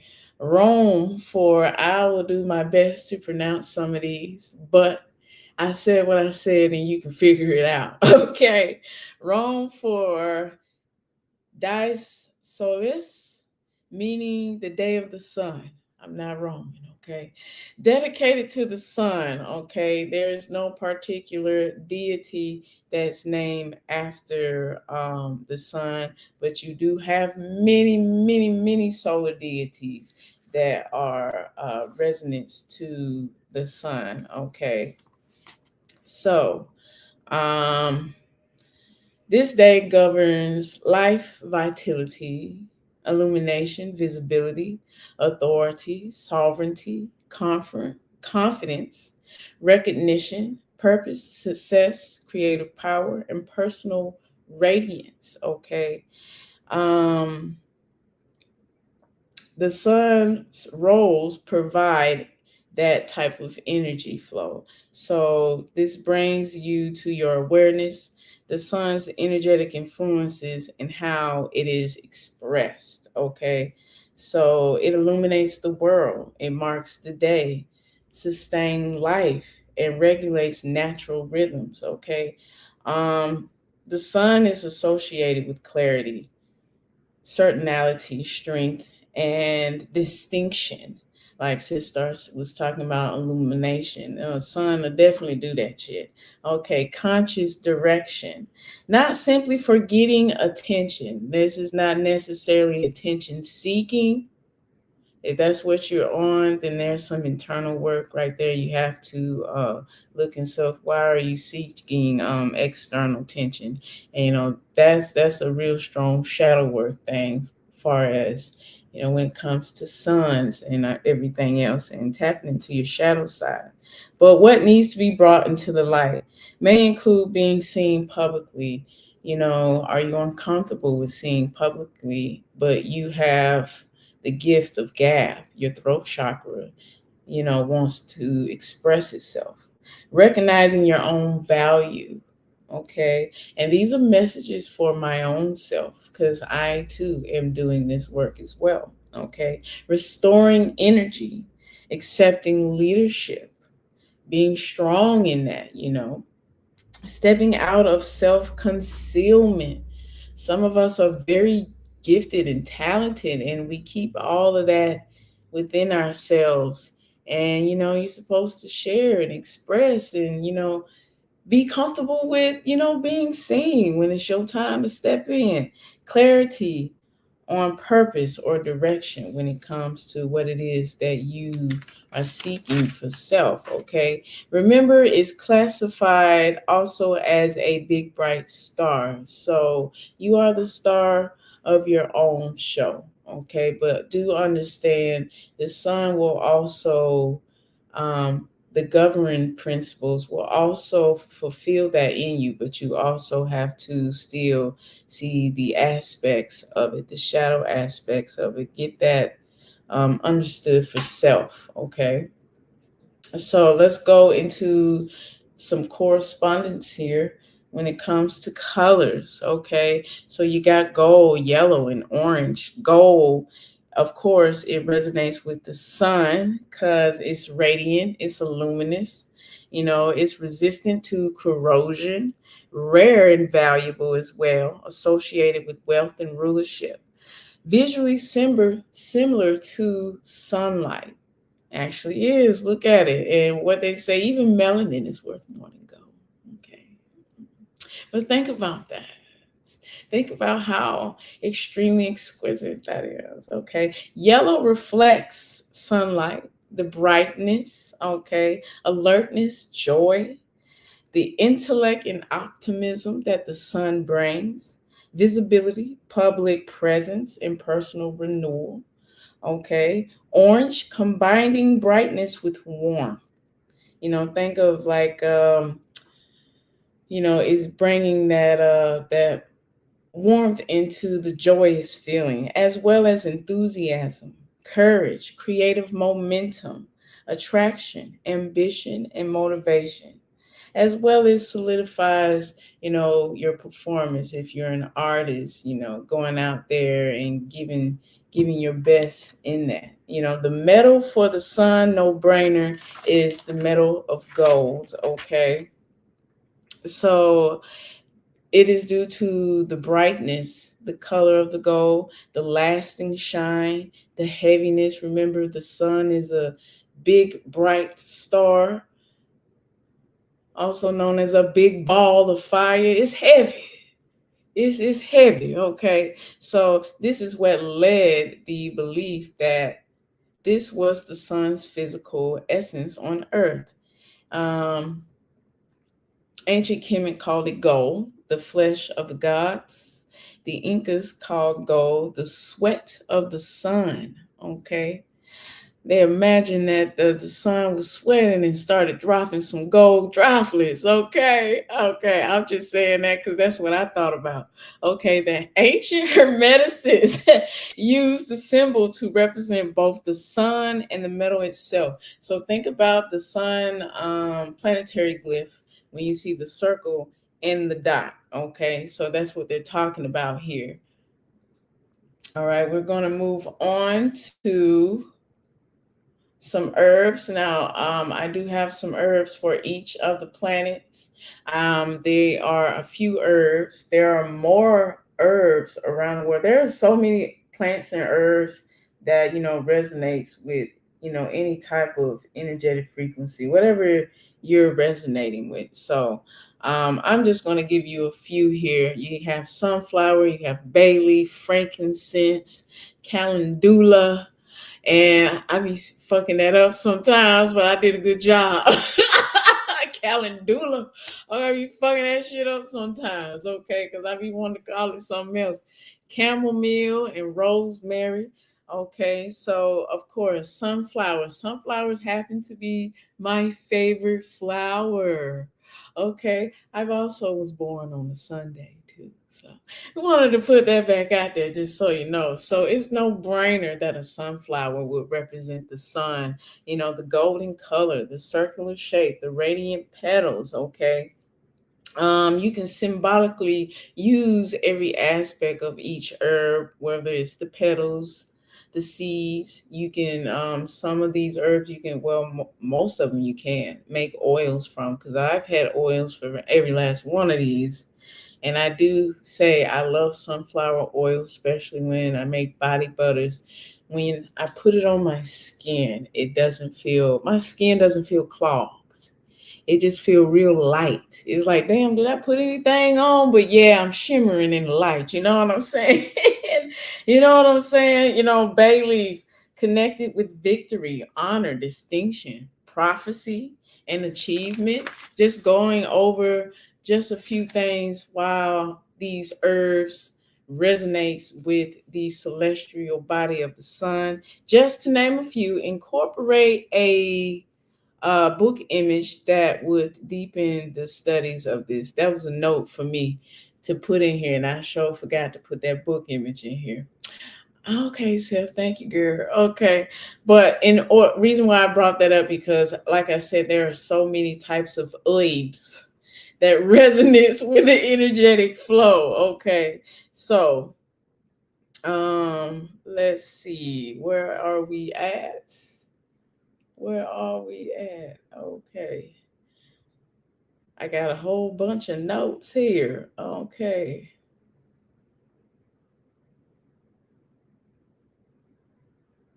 All right.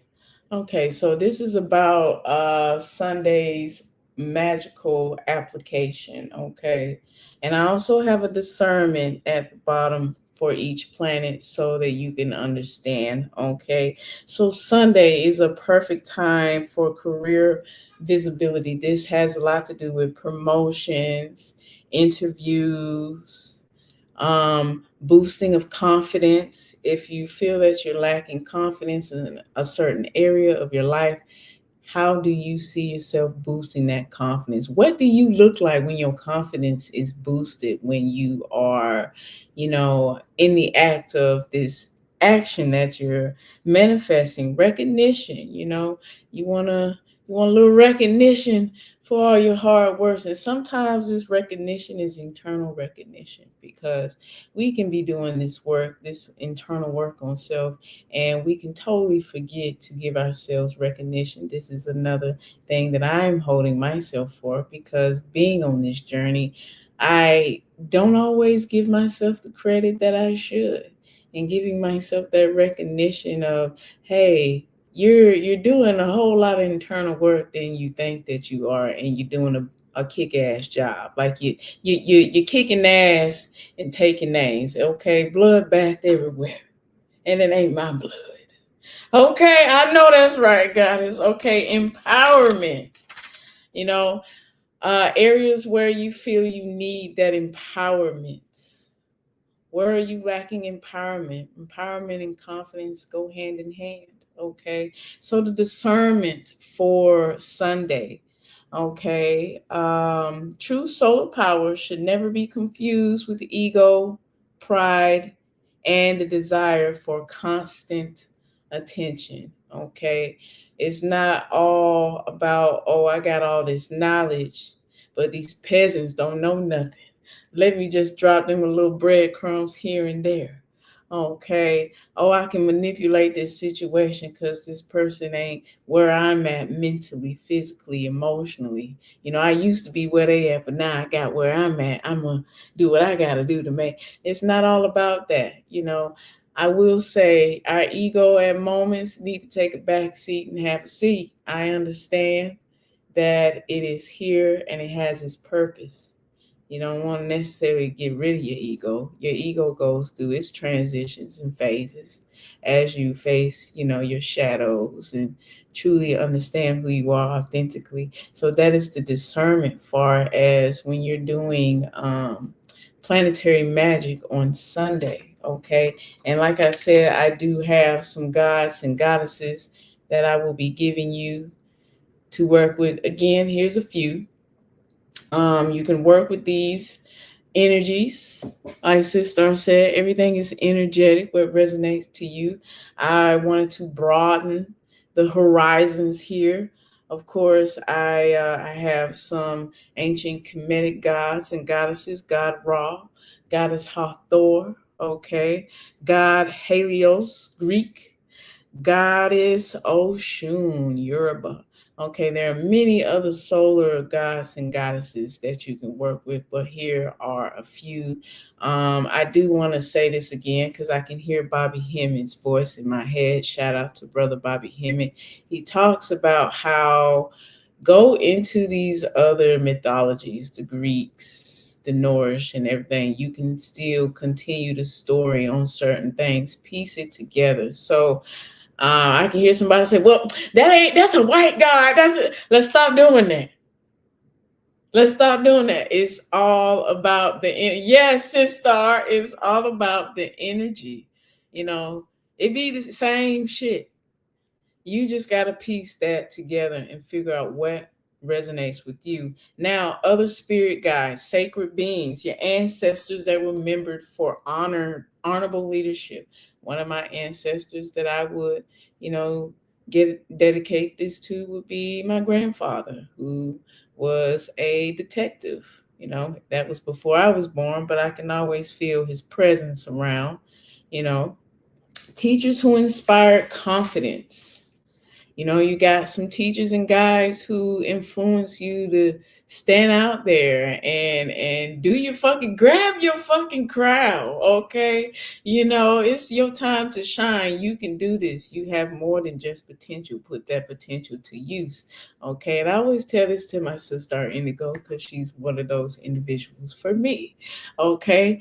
Guys associated with illumination, your God self, okay, doing inner sovereign work on yourself and getting in touch with your inner solar child. These are sacred deities and sacred beings, spirits, energies, how you want to, you know, frame it for the solar aspect now. And I have so many notes. So y'all, thank y'all for y'all patience. Thank y'all for y'all patience. So here we are going to tap into the moon. Sister gave us a good, oh, she gave so much knowledge on the moon phases. And I love that she did that.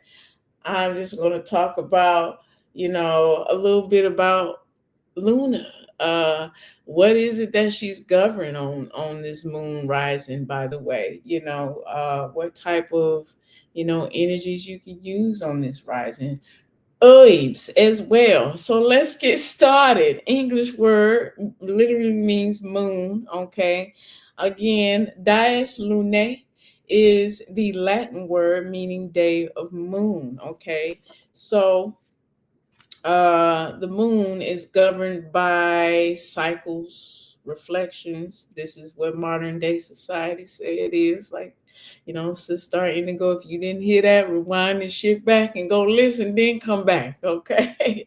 Intuition, dreams, emotions, fertility, memory, and the hidden aspects of self.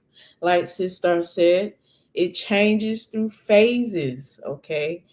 Ancient hermeticists watched as the moon waxed, became full, waned, and then disappeared before the beginning of the cycle, which prompt for the moon to become symbolism of change, growth, decline, renewal, and the natural rhythms of life. As the moon moves through the cycles, pay attention to your emotions, your spiritual development, your relationships, your healing. You know, do an energetic checkup on you. Okay. However, I do want to reiterate, do not make these planets your gods. These are merely tools to help you tap into you furthermore. Okay. Okay, so their planetary power. And when I say planetary power, this is the list here where it says governed by. So that's the planetary power. Your intuition, like I just named, emotions, reflections, cycles, memories, nurturing, being a nurturer, okay, dreams, home and family, okay, again, emotional healing. You know, emotional healing comes, you know, strong emotional intelligence, okay, psychic reciprocity. You got what I was saying. Ancestral work, okay, perfect time for some ancestral work as well, okay. Now let's get into the moon's colors here.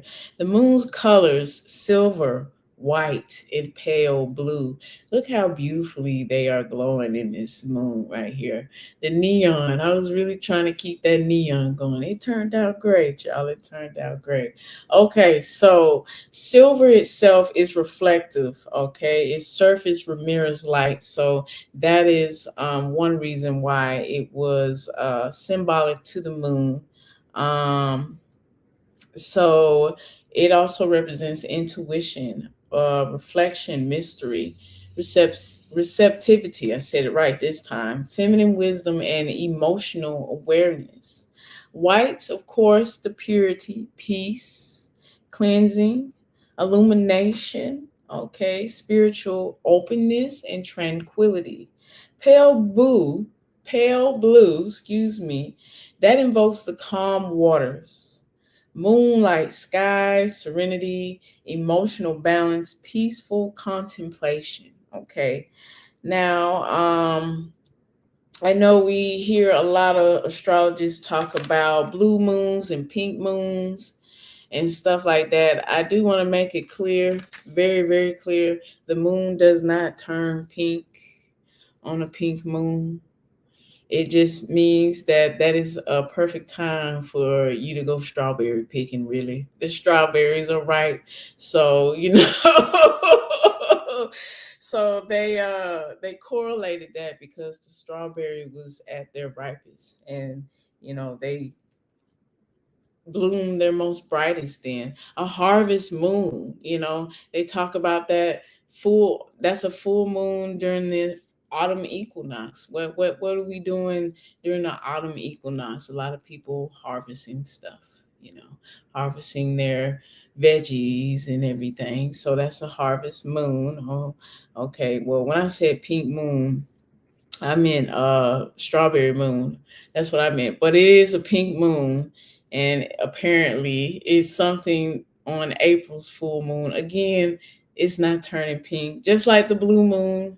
There will be times where the moon look like it gives off a blue hue, or it gives off like an orange. So just think about what's going on in the celestial plane up there. Okay.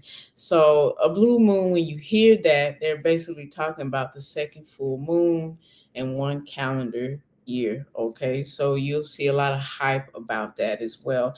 And it's no brainer that the metal is silver, because we just talked about how silver is reflective. It mirrors light as well, like the moon. Okay. Again, intuition, emotional awareness, contemplation, feminine mysteries, okay, hidden wisdoms and dreams. All right.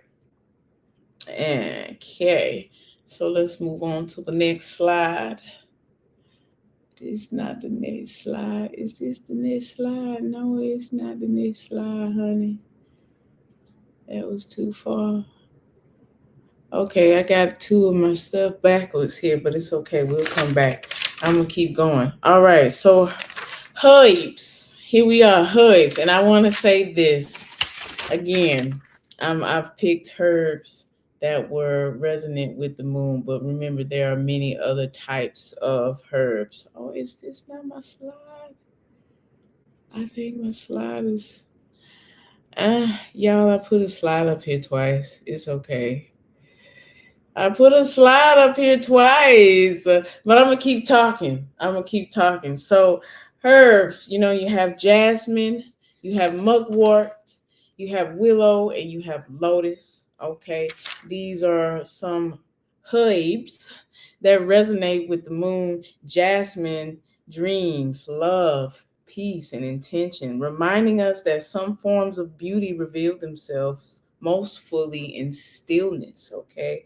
Mugwort, it helps with protection during travel, divination, dreams, um spiritual awareness, a period of transition. Okay. Willow is, let me see, willows thrive near water. Okay, so moon is associated with our emotions. Emotion is fluid, emotion is resonant with water, and which is why it is associated with emotional and the fluid nature of the moon. Okay, the lotus, reminding us that healing occurs gradually through reflection and patience. Each herb is a reflection of the different expressions of the lunar cycles. And I want to also put out there that with each herb for each planet is for the different expressions each planet possess. Okay, so we're now on the slide that I want to be on. Okay, it's about useful magical applications, emotional healing, dream exploitation. Okay. Intuitive development, meditation. Oh man. Okay. Ancestral remembrance. Okay. Home abundances, family harmony, emotional cleansing, spiritual reflection, nurturing relationships, and cultivating inner peace. Now, I am going to honestly say I don't operate based off planetary hours and all that stuff. I operate based off of what my internal being says to do, what's in resonance. However, there are moments where I sink. Okay. And in these moments, I do find myself deep in meditation. I do find myself deep in my journal. When I journal, that's another form of me going into a whole nother realm.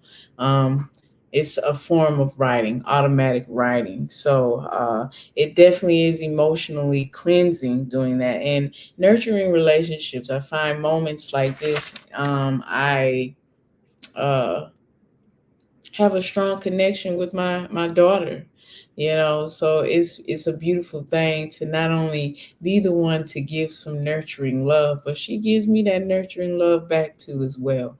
So discernment for the moon. Okay, it may be associated with attention, dreams, emotions, and psychic awareness. However, lunar energy should not be mistaken for emotional impulsiveness or unquestioned spiritual certainty. Should I say that again? Lunar energy should not be mistaken for emotional impulsiveness or unquestioned spiritual certainty. Not every strong feeling is intuition. Okay. Not every dream is prophetic. You have to have strong discernment in those type of aspects. This is where you really have to be honest with self. What is really going on? And I'm forcing something here, or is there something deep within that I need to give my full attention to? Okay. Again, here are some more gods and goddesses to work with during Monday's planetary days and times. Okay. The spirit guides here will be your wise grandmothers, your ancestors, your healers and midwives. Dream teachers, also water spirits, guardians of memory, and guardians of emotional wisdom. Okay. Remember how I say your emotions is, the tool to your magic. Now, I would say, if you can't see this, please forgive me. I got a little crazy with the neon red. Okay, I was having fun, they said. I was having fun because we is on Tuesday. We was on Tuesday. All right. And he fine though. He is fine. Okay, Tuesday come from the old English word. You see it up there. I'm not gonna pronounce it. All right. It means twas day or tires day. I think I said that incorrectly, but it's TYR. It's another god. It's a Norse god associated with courage, justice, and honorable warfare. Latin for dies Martis, meaning day of Mars. Okay.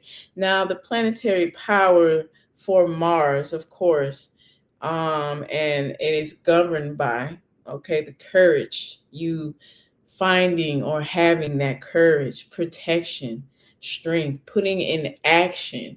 Like Sister said, you got to meet in the middle. The universe gonna do what it's gonna do, but what you gonna do in your end? You got to put in that action on your end. You got to do that.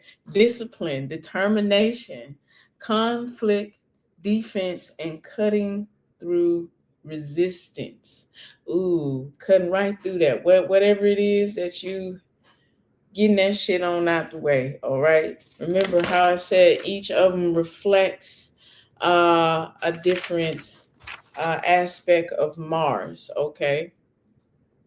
So these are the colors for Mars. Okay, crimson red and iron gray. Okay, that red encourages movement and decisive action. Okay, because of the vitality and the courage and the action. Okay, passion and determination, strength and life force. Okay, that iron gray encourages strength, being quiet, steady, and dependable.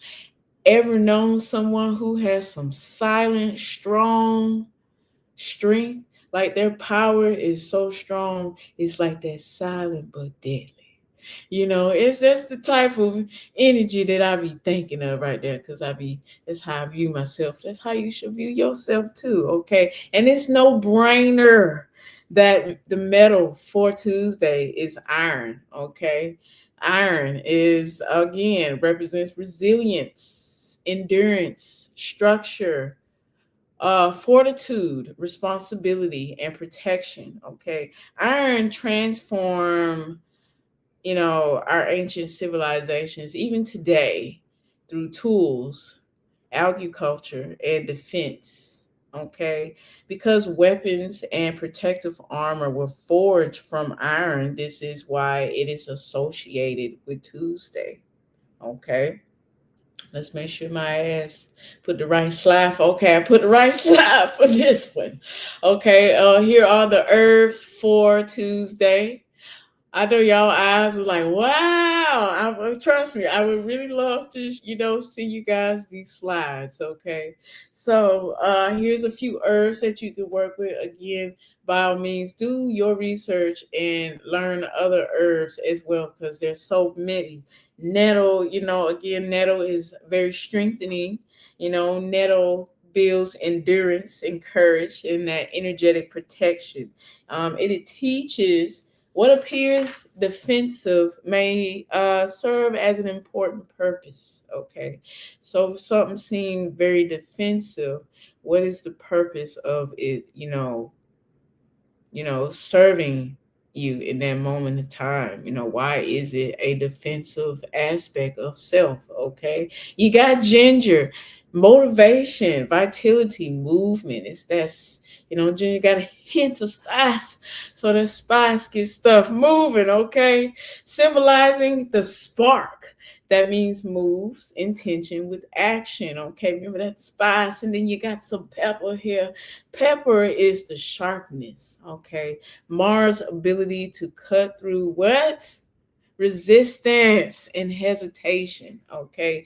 Garlica, okay? Its aroma, yes, its aroma enforces reputation of a protective plant. It's always been known that y'all know how people be talking about the vampires and shit and where the garlic, all that type of stuff right there reflects Mars' energetic and protective qualities. Okay. Now let's move on to its planetary power. Okay. What can you use for these magical moments here? The planetary power here. All right. Again, protection, strengthening boundaries, overcoming fear. You definitely can utilize this to overcome some fear. And a lot of that fear is internal fear. But how do you approach that? How is it that you're going to internal that fear? It really depends on the context of what it is that you're fearful of. Okay. Courage, decisive action, not indecisive, decisive action. Okay, conflict resolution. Some people may have issues, you know, um, going through conflicts. There was a time where I was, but it was more so like I'm a very chill, grounded, soft spoken person, but the other person I could feel, since I feel so much shit, I could feel their energy, and it's just like one wrong word that will ruffle their feathers is like a ticking time bomb. And it didn't really matter how, soft or sweet it was said. It was just the fact, something that, made their ass itch. That wasn't on my responsibility. Okay, removing obstacles. Okay, this is the warrior day. Use this day to remove some shits that's blocking your way to get where you need to be. Okay, increasing determination, building resilience, defending your own values. What are your true core values for self? Don't let nobody cross those values and your boundaries. Strengthening your discipline.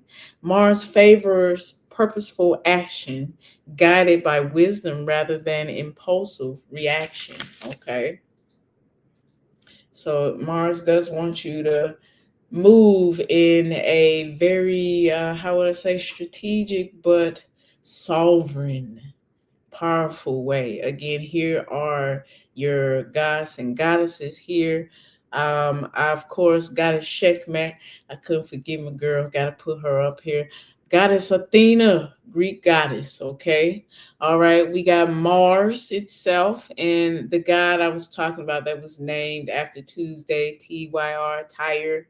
All right, that's how I'm saying it. Okay, the type of spirit guides that you would resonate with for Tuesday will be your warriors, your guardians, anybody that's a guardian, anybody that's a protector. Now, I also want you to think spirit guides are not always some sort of energy or someone that's unseen. They could be actually a person that's in your life right now in disguise, because they're on their journey and mission as well. So think about someone that really inspired you. They are in that sense your spirit guide. Okay, sacred guardians of boundaries. Courageous ancestors. Did you have some warrior ancestors that was very courageous? Spiritual protectors and companions of justice. Okay.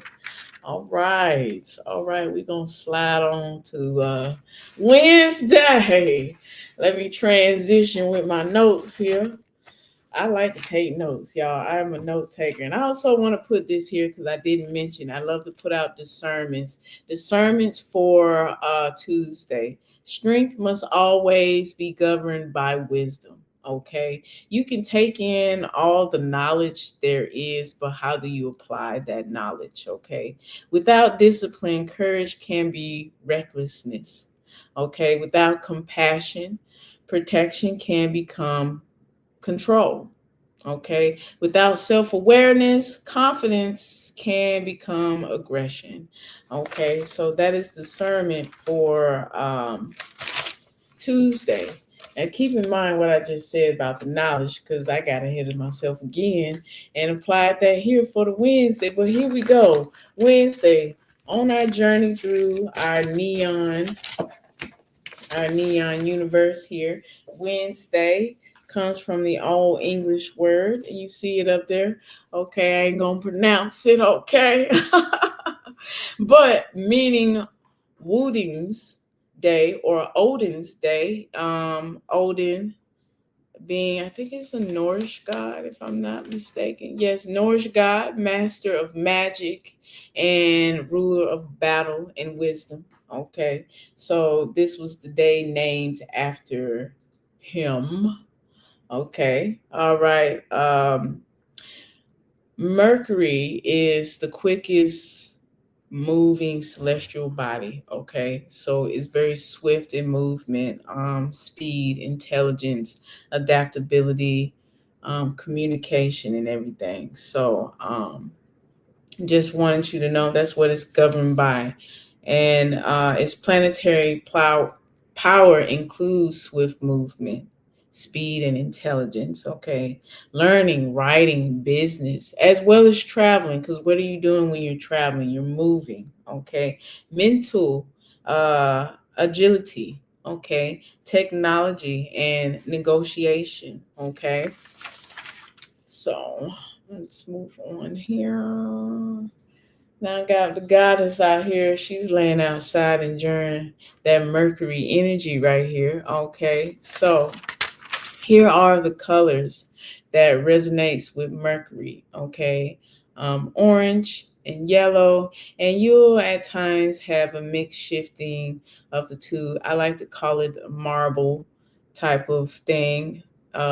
It's very pretty when you see the colors shift in form in all types of colorful textures. Okay, orange reflects Mercury's energetic and expressive qualities, okay? Yellow is the illumination that comes through study and insight, a mix of the two, or the marble of the colors. These colors reflect Mercury's adaptable and ever-changing nature, okay? And going back to the mixture, that reminds us that truth is often discovered by considering multiple perspectives, okay? Um, the metal for Mercury is no brainer. Mercury, now it is called Quicksilver, very toxic. Don't use this for your rituals. If you got a hold of Mercury, what the hell you doing with it? Okay, what you doing with it? All right, why are you using that? Don't use that. But it is highly toxic. It symbolizes Mercury's movement, adaptability, transformation. Communication and intelligence and change. Reason why, again, quick silver. So when you see Mercury shit dissolves and disappear real fast. Okay, it might even be you if you're holding the shit. I don't know what you're doing with it. Okay, so if we don't want to utilize Mercury as a metal, which you should not, I recommend that you don't. But if that's something that you got it to, maybe that's just the way that you end in this lifetime. I don't know. But other symbolic materials you can use, let's say, images of Mercury's planetary glyph, books, pens, writing utensils, okay, feathers, and the caduceus as well, okay, and as well as silver colored objects too, as well, representing Mercury on that aspect as well, okay. All right, now here are the herbs and everything for Mercury. Again, always ensure that you are looking these up for yourself and getting the herbs that resonates with you. Lavender supports clear thinking rather than mental distraction. Okay, that would be what lavender will help out far as Mercury. Fennel, associated with insight and expanded perception. Okay, Deal reflects Mercury's subtle influence. Lemongrass mirrors Mercury's quick and lively nature, and all of these reflect Mercury's intellectual and communicative qualities. Okay. Okay, moving on to the next. Now, here's some magical uses of Mercury. Okay, again, communication and studying, teaching, writing, business planning, negotiating, signing agreements. You're in the midst of signing agreements, whether it's a contract, say like you just got a job and you about to sign because you got to sign a contract with the job, or you're entering a new relationship, or you're signing to be a house maintainer, not a house homeowner. You're not really homeowner if you got to pay all these bills. I like to call them responsibilities. Let me say that. So think about that when it comes to Mercury. Research, learning new skills, traveling, your travel plans. Every time I travel, I always have a plan. Okay. I'm planning out from the time I leave the house to the time I'm there to the time I'm back to the house. I understand things can happen along the way, but hey, I'd rather plan accordingly than not plan at all. Okay, intellectual development and problem solving. Mercury favors activity that requires clarity, adaptability, and thoughtful communication. Okay, discernment. This is what I was talking about, the knowledge earlier. Knowledge alone isn't wisdom. Okay, possessing great deal of information but lacking the discernment in how that knowledge is applied. Okay, that is where this discernment resides from, because I was looking at that, but it was probably a message for anybody who needed. Again, these is messages for myself as well. Okay, so intelligence should become how what did I put? I don't even remember what the heck I put. You should be able to transmute your intelligence into some form of wisdom, okay? Words have power. That's the overall meaning of what I was putting in there. But I ain't gonna hold you, y'all. I gotten a little tired with all that writing. But it's all good. It was worth it. I was excited to do this and I was ready to show this. Okay. So again, here are the gods and goddesses that you can work with on Mercury, the day of Mercury. Of course, Thoth is there. Thoth is also Hermes. Okay. My girl goddess Shusette. Okay. She's yeah, I be saying it wrong, sis. I get the shit part. Shushet. There was shushet. There we go. Sometimes I get it. Sometimes it be like, we gonna say it like this. Thank you looking out for me. I greatly appreciate it. Mercury, okay. Odin, he is a Norse god, okay. So spirit guides to work with: teachers, scribes, scholars, messengers, okay. Keep in mind, I'm keeping the thought in my head, be sure that you have discernment in who you're receiving messages from, okay. Be mindful of that. Philosophers, diplomats, inventors, storytellers, librarians, as well as guardians of sacred wisdom. Okay, I'm gonna practice that again. Shushet. Is there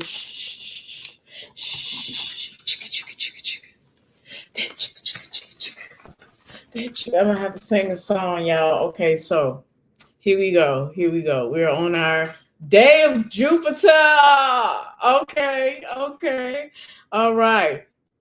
So the old English word means Thor's day, the god Thor that y'all like to be watching on the Marvel series. That dude there. Okay, he is identified as a Norse god representing authority, protection, strength, and the power of the heavens. Okay, Latin for dies lavis, meaning day of Jupiter. Okay, so it governs abundance, growth, leadership, and justice, as well as divine favor. Because of its brightness and majestic movement, this is associated with expansion, not only of wealth. Let's think about that. When this expansion, we're talking about not just wealth, where you're expanding a lot of things. Okay, really depends also where you have your, how would I say, where are you focal pointing your energy at? Where's your energy at? Okay, so if you saying I don't have this, I don't have that, you're going to get an expansion of not having a lot of shit. I just want to say that. So be mindful of what it is that you consider expansive, okay? But expansion can come through wisdom, influence, opportunity, and spiritual maturity, okay? Jupiter expands through vision, generosity, and good judgments, okay? And its planetary powers, again, like I said, expansion, prosperity, wisdom. It provides opportunity, favorable moments, and divine alignment. Okay, some call it divine timing. Okay, law as well, seeking that justice, fairness, and law, moral order, generosity, teaching others, sharing resources, mentoring. Okay, hospitality, encouragement. Again, though, I do want to put this out too. Have a balance of being generous. You don't always want to be over generous. There has to be a reciprocation of giving and receiving as well. Spiritual authority. Okay, so these are some planetary powers you can utilize for the day of Jupiter. Okay, and my favorite color is purple, by the way. Okay, so the colors purple and royal blue. Okay, again, purple we all know as royalty, spiritual authority. okay, prosperity and honor, weakness, let's see, wisdom and dignity, devoted consciousness and high status, okay, representing abundance guided by responsibility.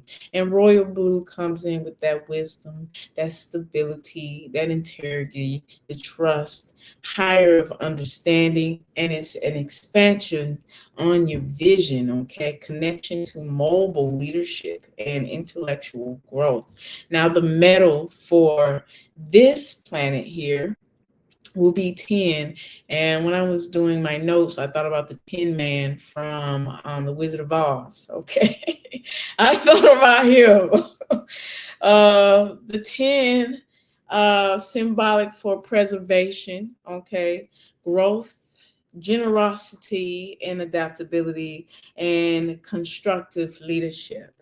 Valued as the ability to protect other metals from corrosion when combined into alloys, okay? Uses the representation rather than raw materials, okay?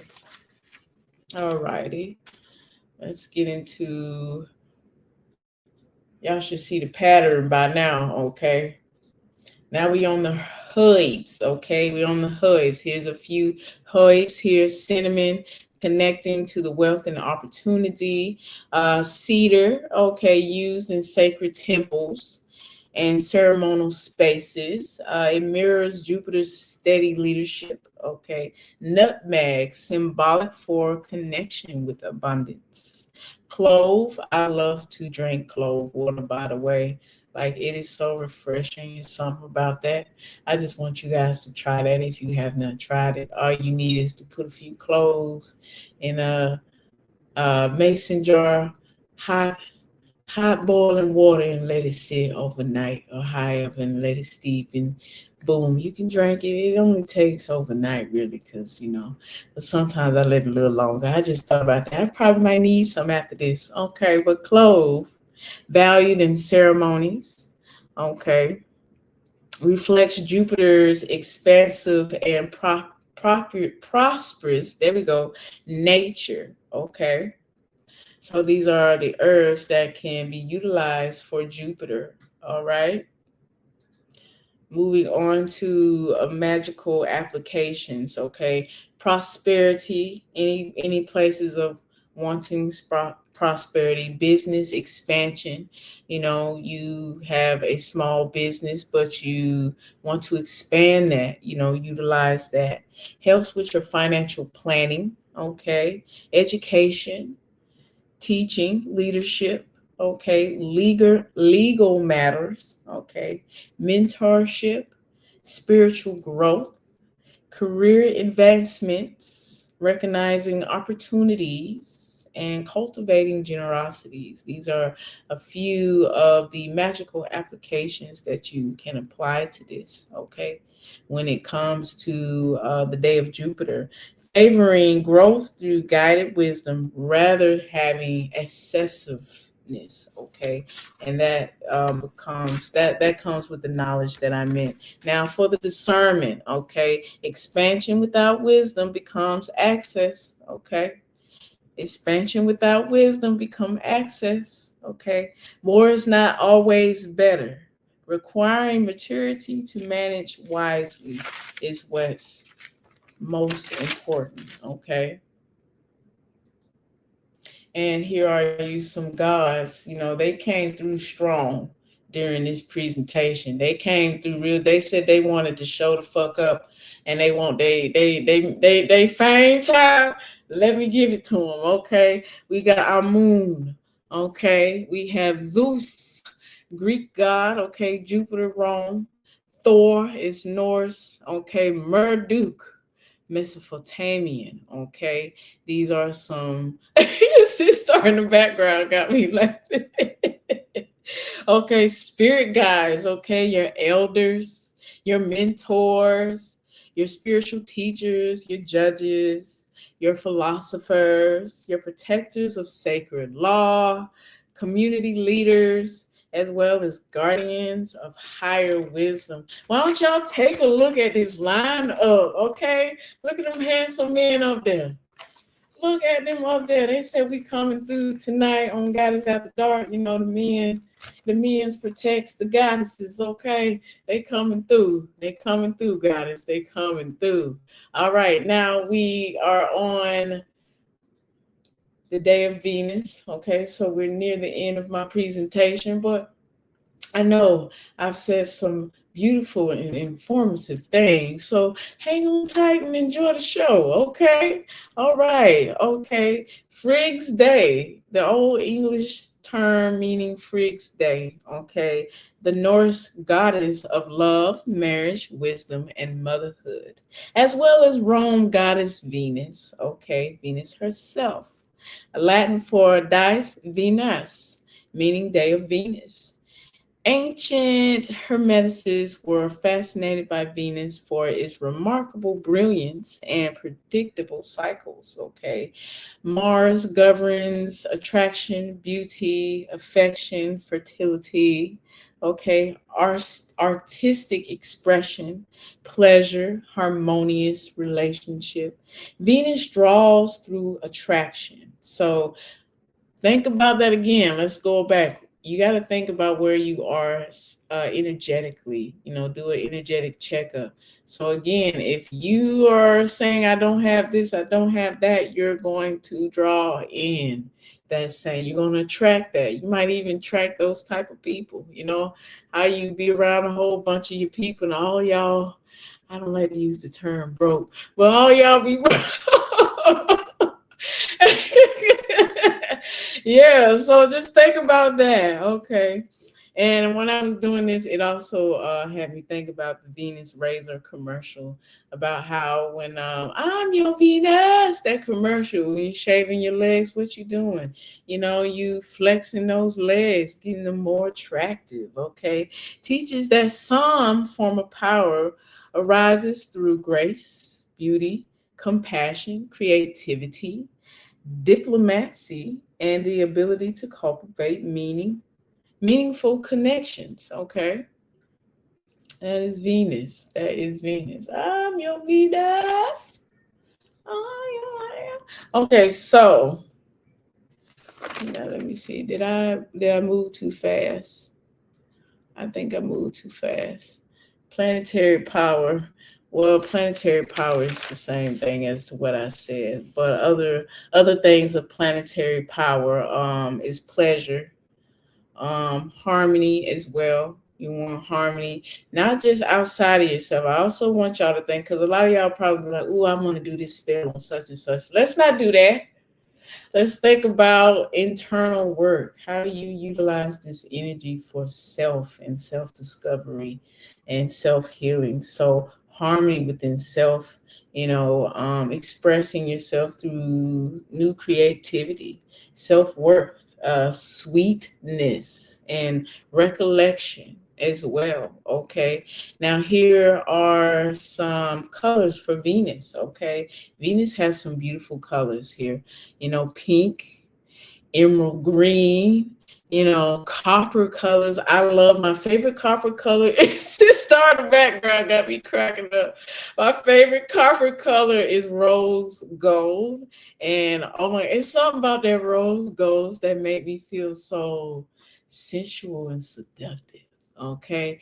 Something about that rose golds that really turn on that goddess energy for me. Okay. Pink emphasizes Venus' gentle, nurturing qualities. Okay.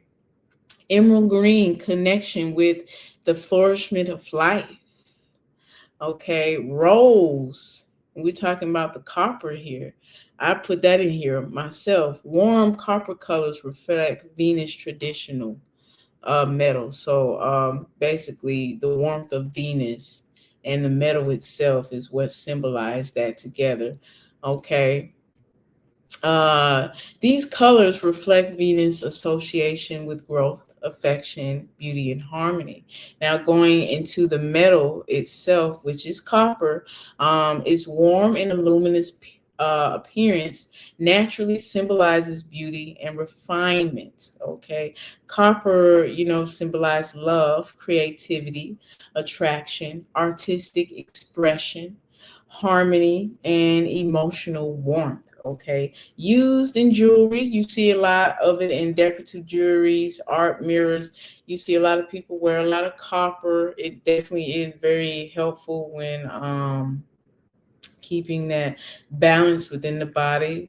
Some people say they get a beautiful charge from copper. It definitely helps with the nervous system as well, keeping that flow. Okay. Used for grounding and balance, and channels that moves vibrational energy through the uric field. That would be your auric field, excuse me, your auric field. Okay. So now these are our herbs that I have up here as examples. Okay. Again, rose is going to be up there for sure. Unfolding the heart is basically rose here, the love, the beauty, blooming and opening up the heart and everything. Hibiscus, I've had hibiscus tea. I even tried cooking hibiscus in like a meal one time. I prefer it in a tea. I'm just gonna say it like that. I like it in the tea better.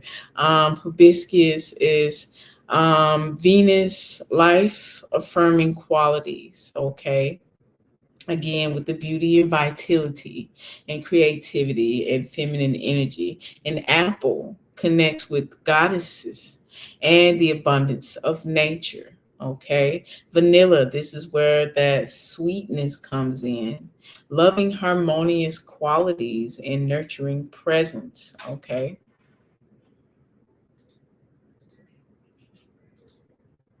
and now for magical uses here: self love, strengthening relationships.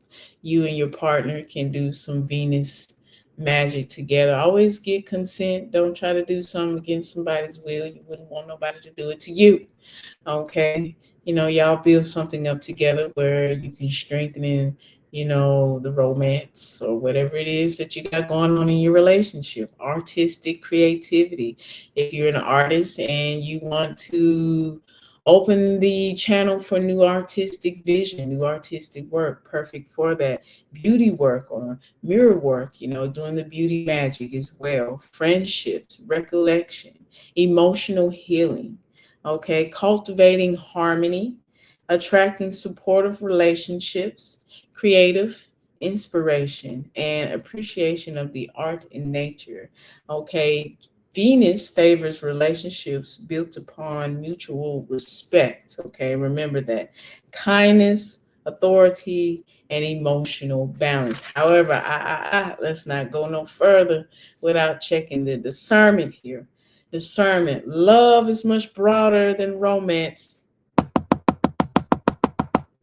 Love is much broader than romance. Okay? Oh, y'all. They done romance shit so much down. Like the veil is over so many eyes and so many misconceptions of a lot of things. Venus is beyond the human aspect of relationships. Okay. It teaches how to appreciate beauty within self, cultivate healthy relationships, not just outside of self, but within self. Okay. Receive abundance with gratitude. Okay. Live with greater balance and grace. Okay. So these are discernments for Jupiter herself, not Jupiter, excuse me, Venus. Jupiter, where you at, girl? You already had your shine. Okay. All right. So here we go with our goddesses. They came through on this scene here. All right. So we got Goddess Bass. Okay. Perfect for Venus Day. Oh, Aphrodite, she's a Greek goddess. Venus, Rome goddess. Okay. Freya. Okay. And Ishtar as well. Okay. Spirit guides, your lovers. This includes people you done had some relations with. They are some sort of spirit guide. Okay, not every spirit guide is evil. Not every spirit guide it's meant to send, bad vibes and stuff. We got to get out of that thinking. When we align with people, we align with them because there's an energetic exchange that we said that we wanted to exchange before the alignment happened. It is up to you to internalize what that exchange is and what the purpose is. That's how you find the crystals, jewels, and pearls, especially when you're doing your shadow work. Artists, healers of the heart, musicians, poets, peacemakers, sacred feminine guides, guardians of beauty, teachers of compassion. All right, now we are moving into our last classical celestial body, and it is Saturn. All right, Saturn. Latin for dice Saturni, meaning day of Saturn, connection to Rome god Saturn. Okay. The god of time. Sister Indigo, I believe she was born on Saturday, right, Sister? Yes, she was. Architecture. Let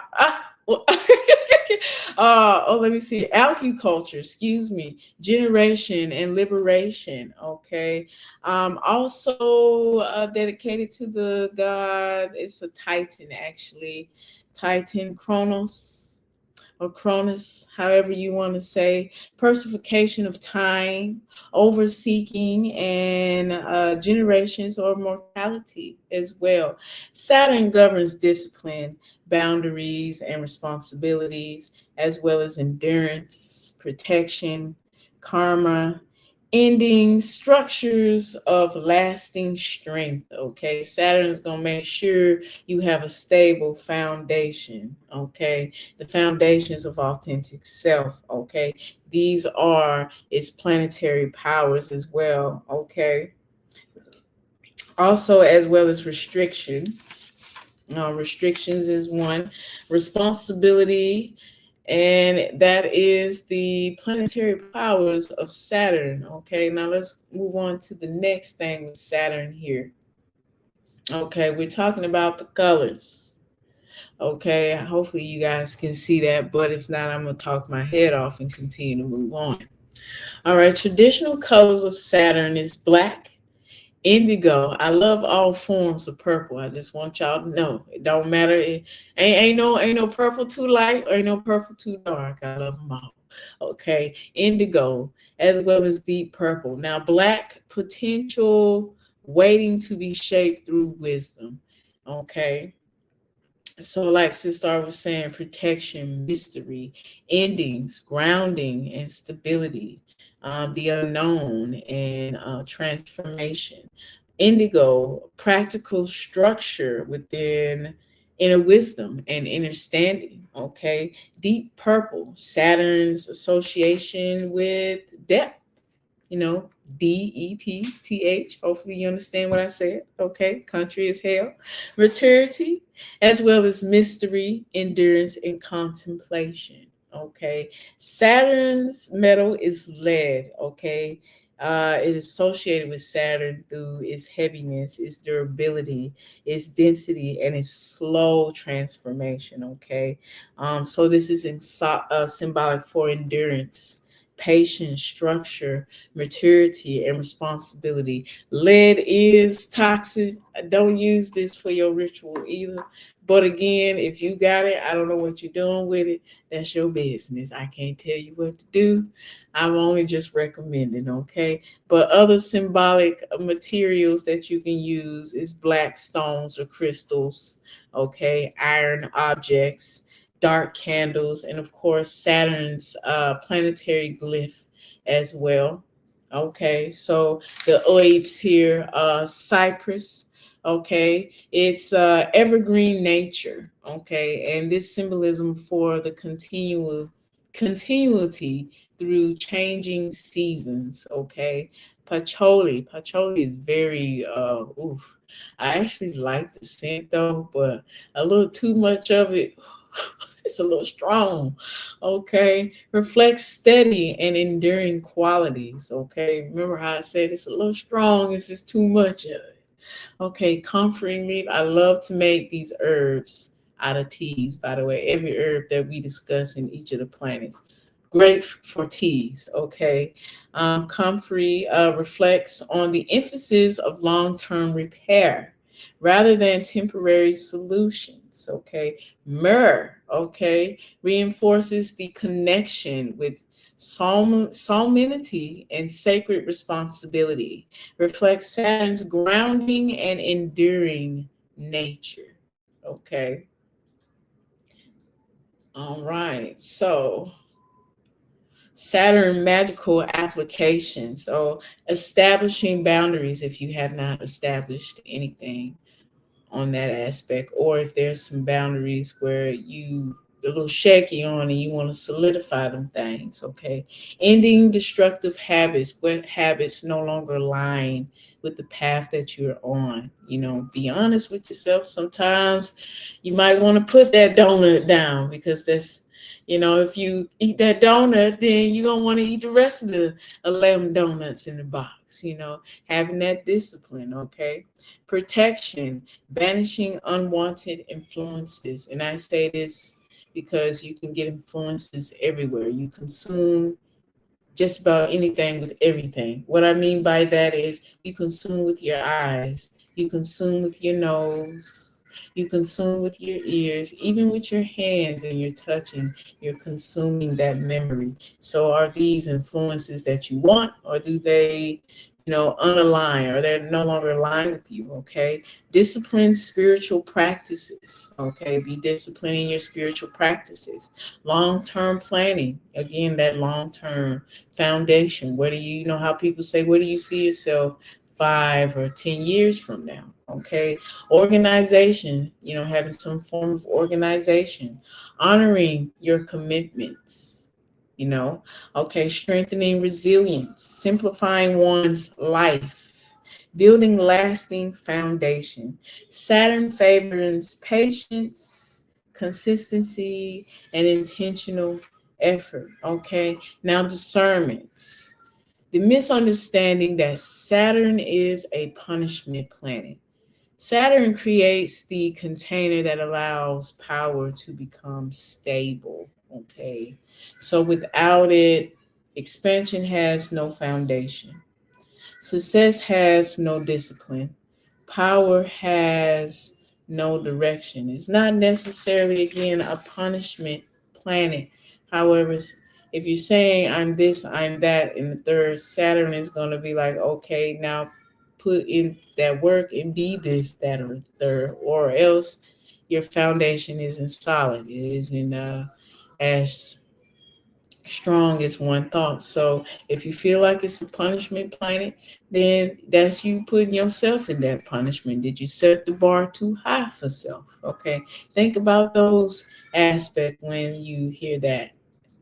Because you do hear individuals in modern society speak on that. And here are your gods and goddesses for Saturn. Okay, we got goddess Neith. Okay, all right, god Ptah. Okay, Cronus, Saturn, goddess Hail. She's Norse, the Norse god, and goddess Nutra, and Mesopotamian goddess, okay? And the spirit guides you want to work with is the wise elders, builders, architects, judges, monastics, keepers of sacred law, guardians of time, masters of discipline. And I also want to put out there, guys, that I do a Saturn's rising reset every Saturn rising at 10 a.m., where we reset, we refocus, we ground and recenter ourselves so that we can see clearly for those strong foundations within ourselves. It will be every Saturn rising on my YouTube at 7 Universe 777.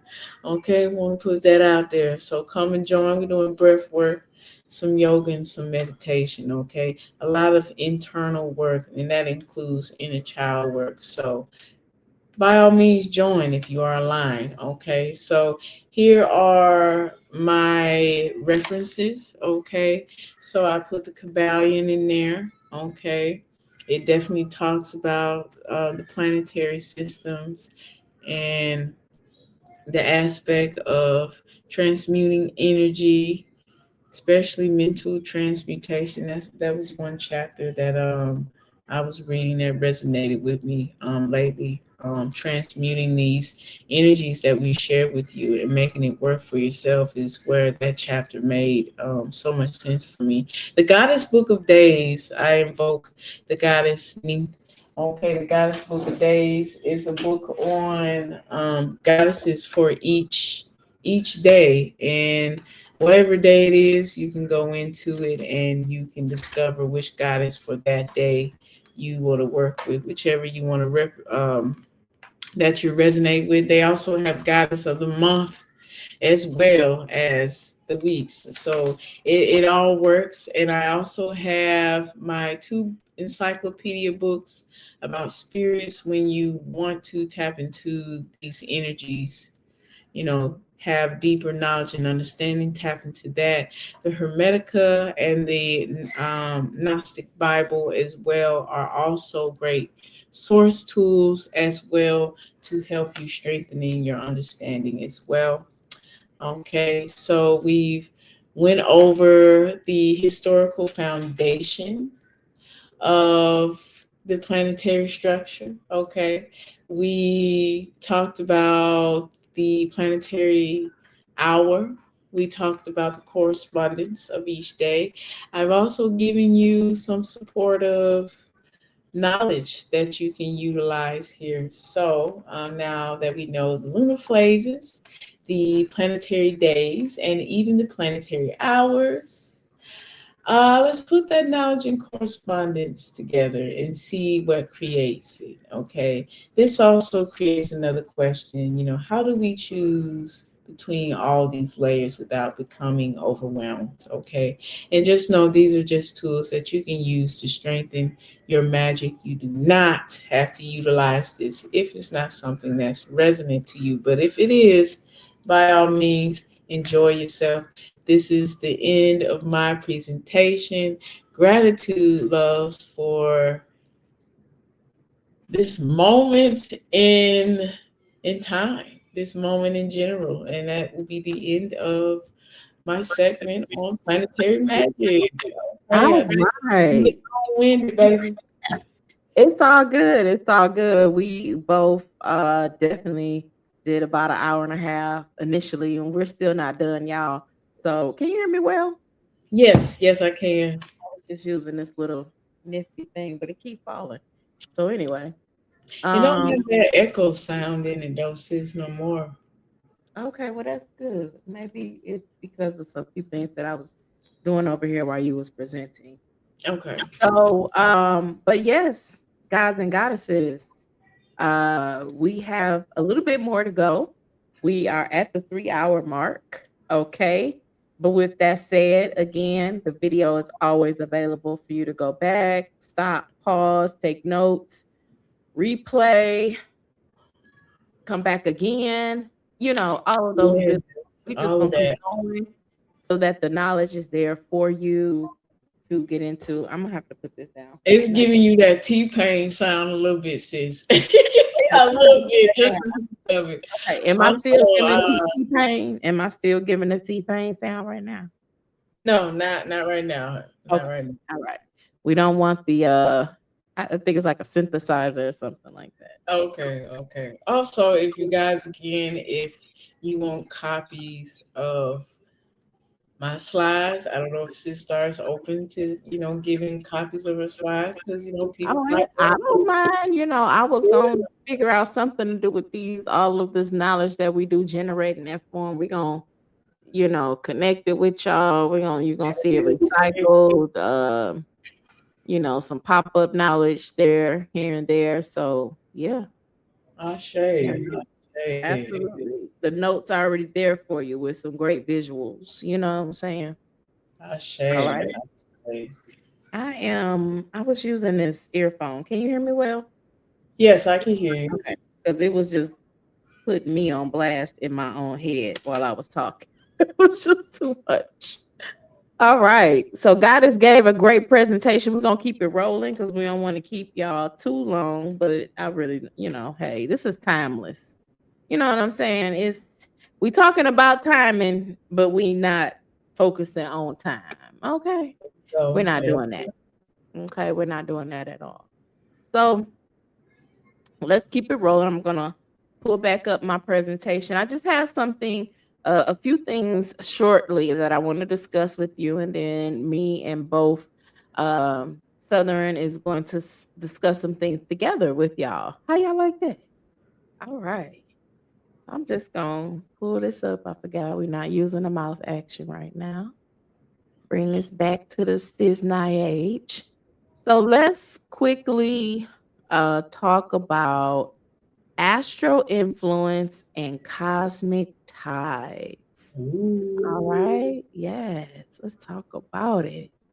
Let's get a little bigger. I don't want to cover up this little message here. So I'm going to just go full screen just for a moment, y'all. I hope y'all don't mind.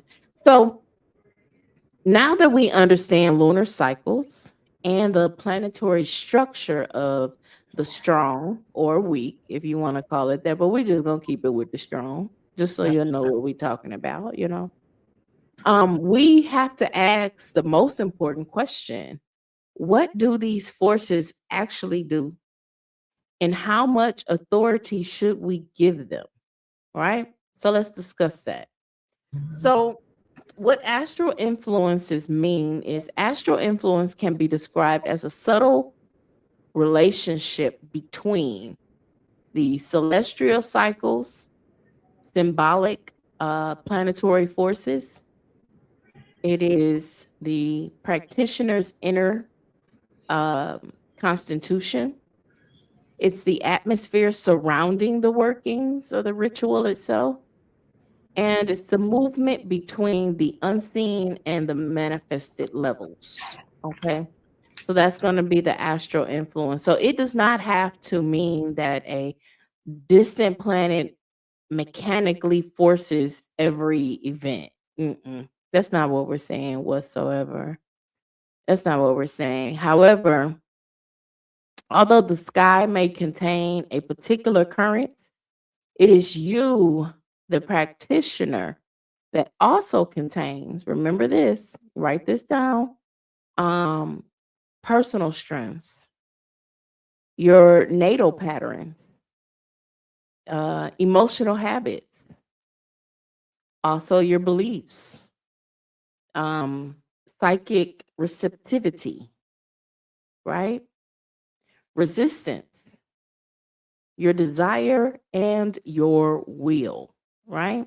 So the ritual is the meeting point between the outer current and the inner current. So one thing I want you all to know is the heavens may describe the tide, but they do not erase the summer. Okay? Repeat that. The heavens may describe the tide itself, but it does not ease. I said erase. I didn't mean that. It doesn't ease the summer. Like, how does it erase the summer? I had to think about what I said right quick. I'm so glad my spirit said repeat that shit. Okay. All right. So it does not ease the summer.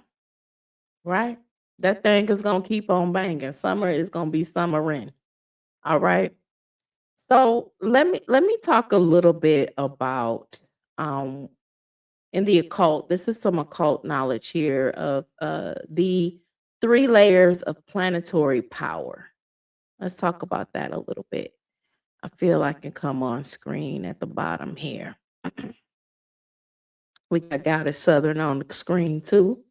All right, so let's talk a little bit about the planetary power in itself, right?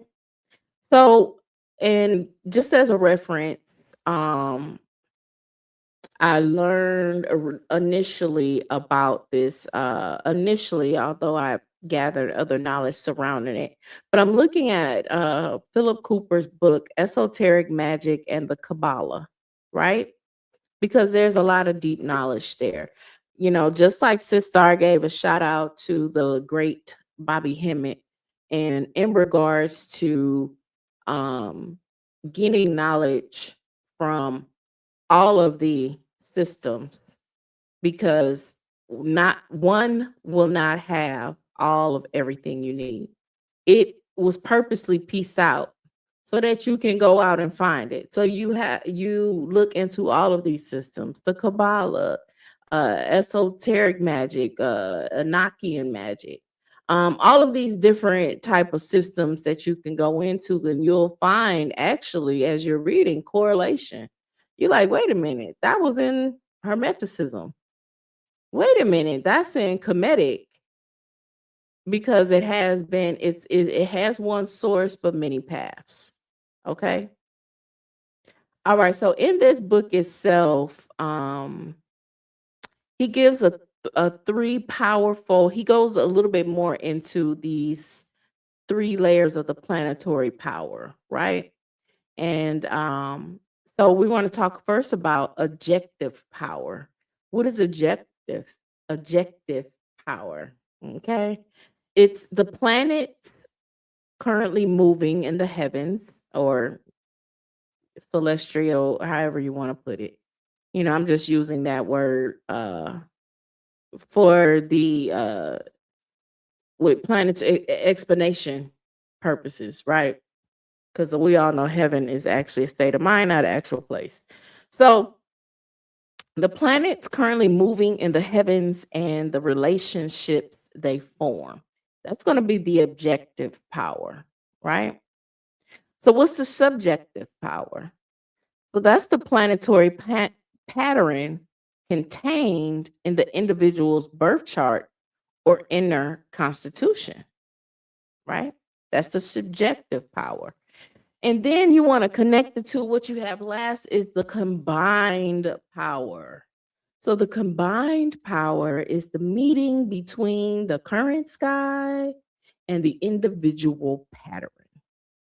Okay.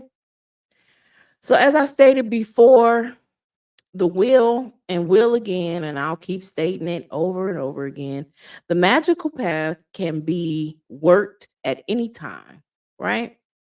But it may be more effective when a corresponding celestial relationship is present, right? So the planets as symbols and channels, we're going to get into that a little bit. I just want to talk about that. So planets, elements, and divine images in itself, and the tree of life as a symbolic channel, right? Through which a creative source is recognized and directed, right? And I say this because I want you to actually understand planetary work does not require believing that Venus is personally granting love, or Saturn is personally punishing someone, right? That's not what was saying. Mercury is not deliberately disrupting technology. I'm Mercury. I'm about to fuck some shit up. You know what I'm saying? It don't, or Mars is forcing conflict. No. But instead, you, the practitioner, works with recognizable qualities represented by these planetary forces, right? Energy. Y'all, this is all about energy. We just giving it a name, a face. You know what I'm saying? To work with. Symbolic. Remember? Subconscious. These are symbols for the subconscious. Your subconscious knows what it means when it sees that term or the symbol that has been programmed into you as Saturn. I'm just saying, just using that as a example, So we are marrying everything in regards to that so that we can come to this understanding. All right, so let's talk a little bit about why correspondences in itself work together, right? We just talked about corresponding these things, corresponding the subconscious with the conscious, your words with the symbols. and so forth. So a ritual may combine, right, moon phases, planetary days, planetary hours, um, colors, as Sis Star showed you beautifully. Them slides was popping, y'all. We need to get her a clap. I thought this stage had sounds and shit. I can't find it, but we don't. Okay, because we giving her some, because they was popping. That Venus, I was over here cheering. Okay, all right, let me stay focused, y'all. Okay, so rituals combined, like I was saying, gives you color, herbs, metals, elements, sigils, and spoken intention, right? But the items should express one coherent current, right? Although you have those different ways, it should express that one coherent current in itself. So a few examples of coherence are a releasing ritual might contain, like, remember I talked to you all about it. You're using the weighing moon, right? We're talking about correspondence. So we're gonna marry some things I said and Goddess said, Goddess Southern said. So say for instance, you're doing a ritual, like I was saying, weighing moon. You do it on a Saturday, right? Whatever you're doing it on a Saturday, right? Because you're using that Saturn energy at the Saturn hour, using a black candle, right? Using the earth for boundary and finality. And then you create a spoken declaration, right? Every component is saying restrict. In this ritual I just read off, every component is saying restrict, end, withdraw, separate, stabilize, boundary, right? So you have combined all of those options and put them together for one coherent working, right? Some Now you also have contradictions, right? We can't forget, remember, this is dualistic. When we talk about coherency, we're also going to have to talk about contradiction, right? So, some examples of some contradiction in itself. We got a person says that they want to release, but performs attraction work. Okay. On Thursday. That's a day of expansion. That's Jupiter day. We expanding now. Okay. But anyway, a person uses language from you use different language from some type of reunion, but you're trying to release. You I combine this together so that I can come together. No, I'm just, it don't really work like that. I'm being silly.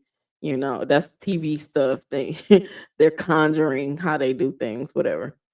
But continuously checking the person's page, right? You tried to released her. You said, I don't need her no more. I need to stop. She like a drug to me. She toxic. She all this. But let me see what she doing, because today Wednesday, and I know she like to go to get her some tea and then go get her nails done. Let me go see. Let me see. I mean, but you know how it is. Like, oh, this shit is one little look. Don't let them see the posts. They look like they having the time in their life. Oh, they doing like, right. Or social media can work against you with that. You was trying to release and keep it. You have not. Now, first of all, that part of that is on you. You should have blocked that ass. You know what I'm saying? Cut the boundaries. But you did it. And you did a whole releasing ritual. I'm releasing him. I can't take it no more. It's over.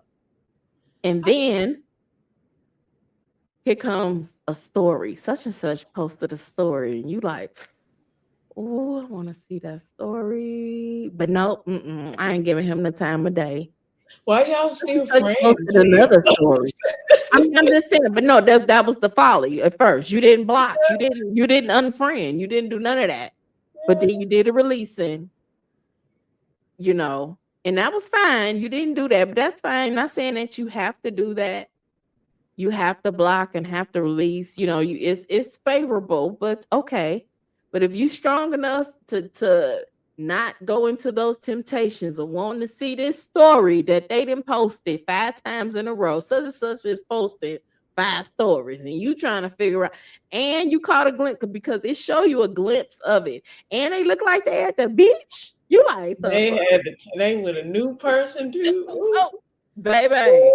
Icing He on done the posted a love song or togetherness makes me happy post, and you about to lose your mind. Okay. So what about some other contradictions is keeping the energetic door open. That's keeping the energetic door open though. That is. I have an example That for is. that. Yeah. I have an example, sister. Say for instance, you having some of this stuff at your home.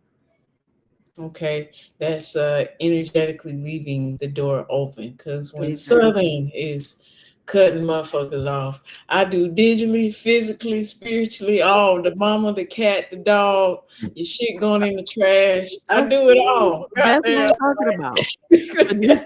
Finito, it's over with. You have to have boundaries and cut that off. See, Southern is absolutely right.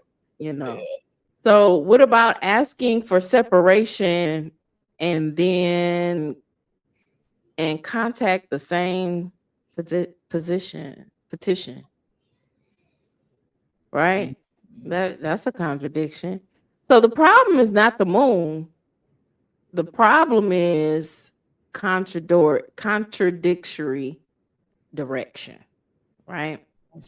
You're not giving clear petition. You're not giving clear direction for the working. You all over the place. You just doing some shit. Yeah. So you can feel, or you filming it just to be doing it so you can be a bit goofy. I don't know why people do it. So I'm just going. Attention seeking says it's a form of external validation in a sense. That too. Yeah, absolutely. It just sounds like some internal shadow work needs to be done. Or people are also just being performative, they just performing and have not done any work to even really know what they're doing. Haven't even did any research or follow up. They seen a post, you have your TikTok spirituals. They ain't seen 4 or 5 videos and now they just, I'm gonna teach y'all how to walk on your hands and twinkle your toes with sparkles because we spiritual and we chosen. Right? Hotel, guys, hotel, no tip. Right. All that, the hotepmosphere people, shout out to Panic. Yeah, that's what that reminded me of.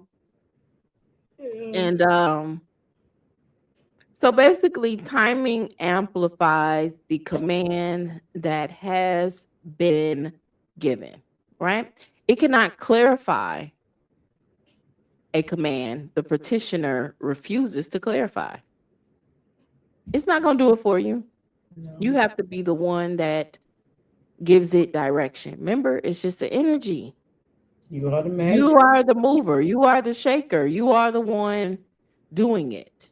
Okay? You are the magic. Absolutely. So now me and the goddess is going to talk to you all about timing cannot rescue a unforced intention. Did you know that? Look at the goddess on here. She just, she going through it. She is. Oh, baby goddess. Who this? She is going through it. But before we begin closing the moon phase, the planetary day, the candle, the herb, the sigil, we must first confront the intention itself. So we about to teach y'all on the clarity on the intention part, right? Because correspondence can strengthen a direction, but they cannot create clarity where you refuse to be clear with it, right? You see, the goddess, she say it's not good enough to say, I want everything to be better. You see what she put on her paper? I just want everything to be better. Right?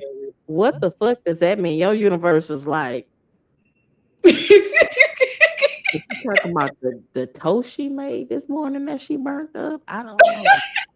Is she better? I mean, Which I don't one is know. she? Was it, is she talking about the air in the house? Was it too cold, too hot? Like, what are we doing? What Gotta is going specify. on? You know what I'm saying? So the condition, what condition are you actually attempting to change? Right? Do you need communication to be clearer? Do you need an attachment to lose its influence? Or do you need your work to become more visible, or home to become more protected? Like what do you want? Like what's your thoughts on that, goddess? I mean, what you just confused in it. You all confused everywhere. Well, again, you definitely want to specify what it is that you mean by that. Like you said, how in the world, first of all, do you know what it is that you want to be better? Everything to be better. So you mean to tell me everything isn't going smooth already?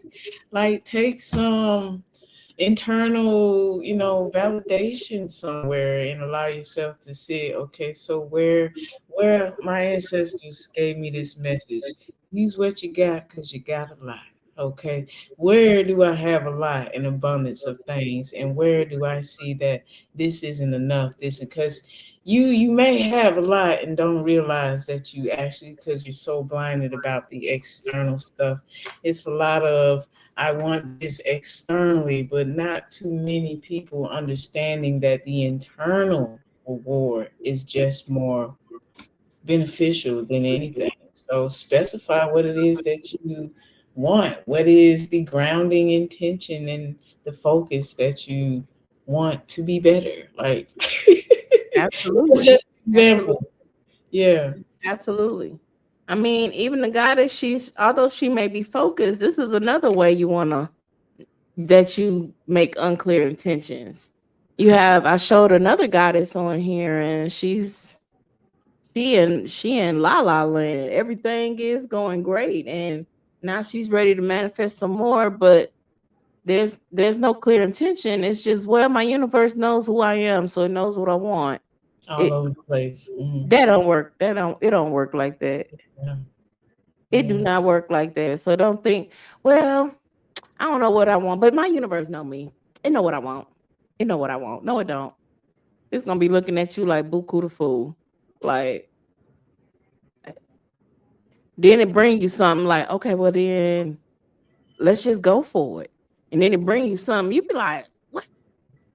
Yeah. Bring You you a like the rainstorm. person How saying, about to bring you a rainstorm? And you like, yeah, you be trying to say like you manifesting the man. I look for this, or a woman look for this and this in the party. You didn't specify, okay? that Well, they I just want have him to have arms and a lot of legs.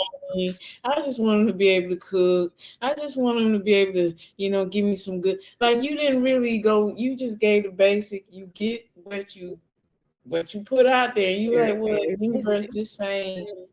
This he this he that you're finding every little thing that you Right. didn't specify on. Absolutely. You were not specific at all. You were not specific.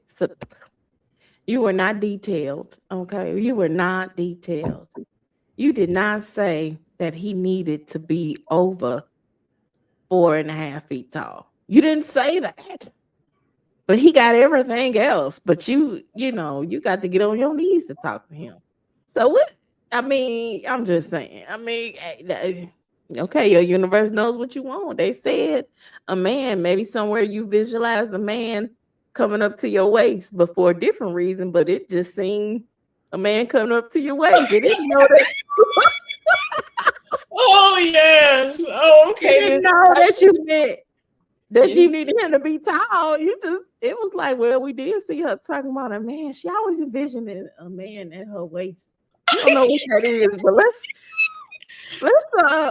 give her that. That's what she want. Yep. That's it. Let's help her out. Yep. Let's send her. Yep. Do here you go. Oh goodness, that gave me chills. But I do want to emphasize that is so hilarious. I do want to emphasize that once the destination is known, ask what kind of movement must occur, right? Does something need to begin? Do something need to increase, attract, protect, stabilize, diminish, separate, or even end, right? So the movement is what determines the correspondence in itself. You do not choose the waning moon simply because it sounds magical or mystical, right? You do not choose it because the work requires reduction, right? You do not choose a Jupiter current, which we talked about before, simply because you want abundance. Oh, I just need abundance in everything. Let me Hey, call that's on why I say Jupiter. be careful what you say. Abundance and everything. Everything of what? Because you can get Opposite of abundance of negativity too. all of Okay. that. All of that. Okay. Sitting at Right. your You door. choose exactly. You choose it because the condition requires expansion, opportunity, or increase. That's the reason you would actually choose some sort of Jupiter current, right? But even then, mystics, the ritual cannot remain disconnected from the physical world, right? If the intention is employment, the application must be submitted. Remember, you got to do, you got to marry it, you got to meet it halfway, you got to do something on the physical. It's working in the ethereal part, Yeah. No, yeah. right? You got to come over here and put in those applications, Well, and put your name out there, make contacts and connect, network, right? If the intention is protection, the boundary must be enforced. So the doorway is unsafe, change the lock, right? If the attachment must end, stop reopening the contact, right? If the knowledge is desired, study must accompany invocation. Must, right? You don't get knowledge from just hearing some shit and then all of a sudden you making did you know videos on IG. Did you know? With serious eyes. Did you know? I'm sorry, that's how they be on there sometimes. I be like, did I know be it? like that for real. Yeah, listen to it. They be clickbaiting you because when you get done listening, like, but you don't even know shit. You don't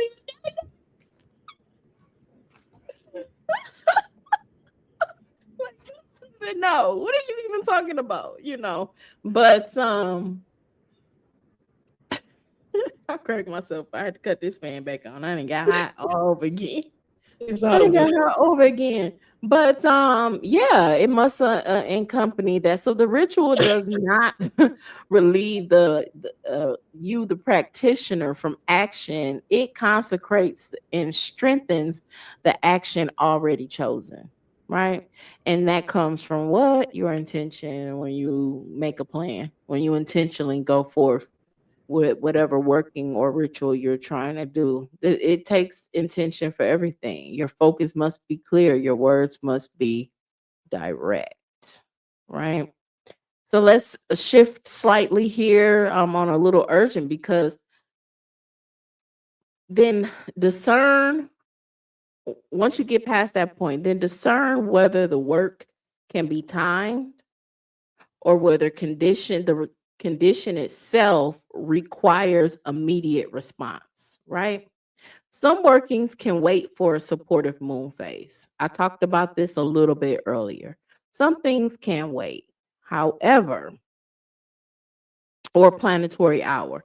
But others, like protection, if you're in danger or you need necessary boundaries or urgent communication from your ancestors or things like that, the spirit world, it must be addressed when the need appears, right? So you're not waiting 15 days for the next cycle that opens up that communication, right? You need to go ahead and do whatever you need to do. You are the what? the magic. You're the one. It's all in you. You know? So ideal timing may amplify the work, but imperfect timing does not automatically invalidate sincere focus practice, sincerity, focus practice, or personal power, right? It doesn't override your preparation or the concentration you put in there, and definitely doesn't override any clear intentions that remain central. Okay. So, and this is the point I want y'all mystics to remember, right? The ritual is not the substitute for the decision. It's not. It is the energetic declaration that the decision has been made. So think about it with the Hermetic principle, cause and effect, right? So you've created this decision, you put in the intention with your declaration, and now the effect is the only outcome that's next, right? So a confused I want to say miracle worker, practitioner or magician, okay, can gather every correct corresponding and still produce a confused current, right? It could still happen. But once the intention, movement, and physical containment agree, timing becomes what was meant to be, not the source of the power, but the architecture, should I say, that helps the power move precisely. Right? What you got on it, goddess? I'm just back here saying Ashe, because you saying a lot. I agree. I agree with everything that you're saying. So you got the flow, sis. Continue. Okay, Go okay. Well, Hey, I'm agreeing. So you see me in here? Yes. Yeah. yep. Yes. Mm-hmm. Clock it. You know what I'm saying? Okay. All right. So practice, focus, preparation, and personal power remain central even when ideal moon phases and days are used. However, remember, the timing may strengthen the work, but you, the practitioner, should not believe that imperfect timing automatically invalidates it.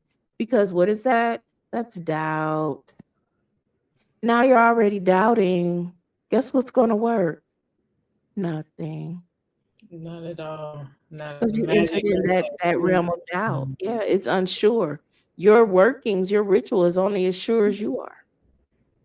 Because you're the magic, you know? Another thing, yeah, an imperfect timing.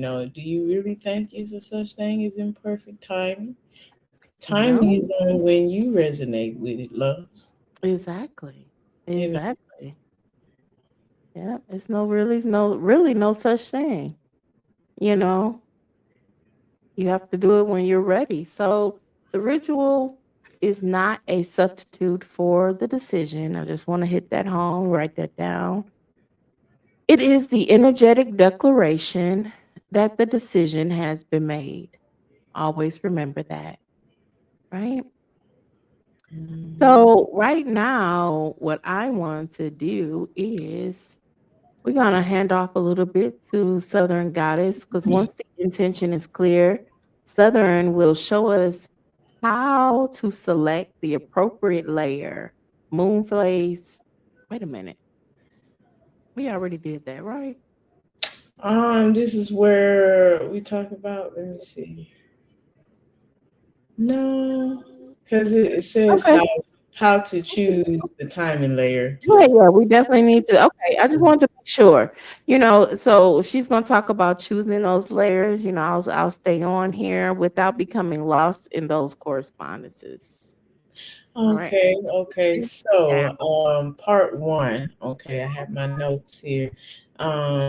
like Sister was saying, the decision system. Okay, so it's about clear, grounded, instructive tone. Okay, so let's say, for instance, begin with the verb, the moon phase. First, always start by the core action, which is action is what the verb. Okay, I'm finna slide this over here because I have my other screen over here and I'm looking like this. Okay, I'm finna slide over here. All right, y'all see my pretty Okay. self. Okay, so action is the verb, and the lunar phase gives us our baseline directional movement. Like Sister mentioned, new moon is the beginning.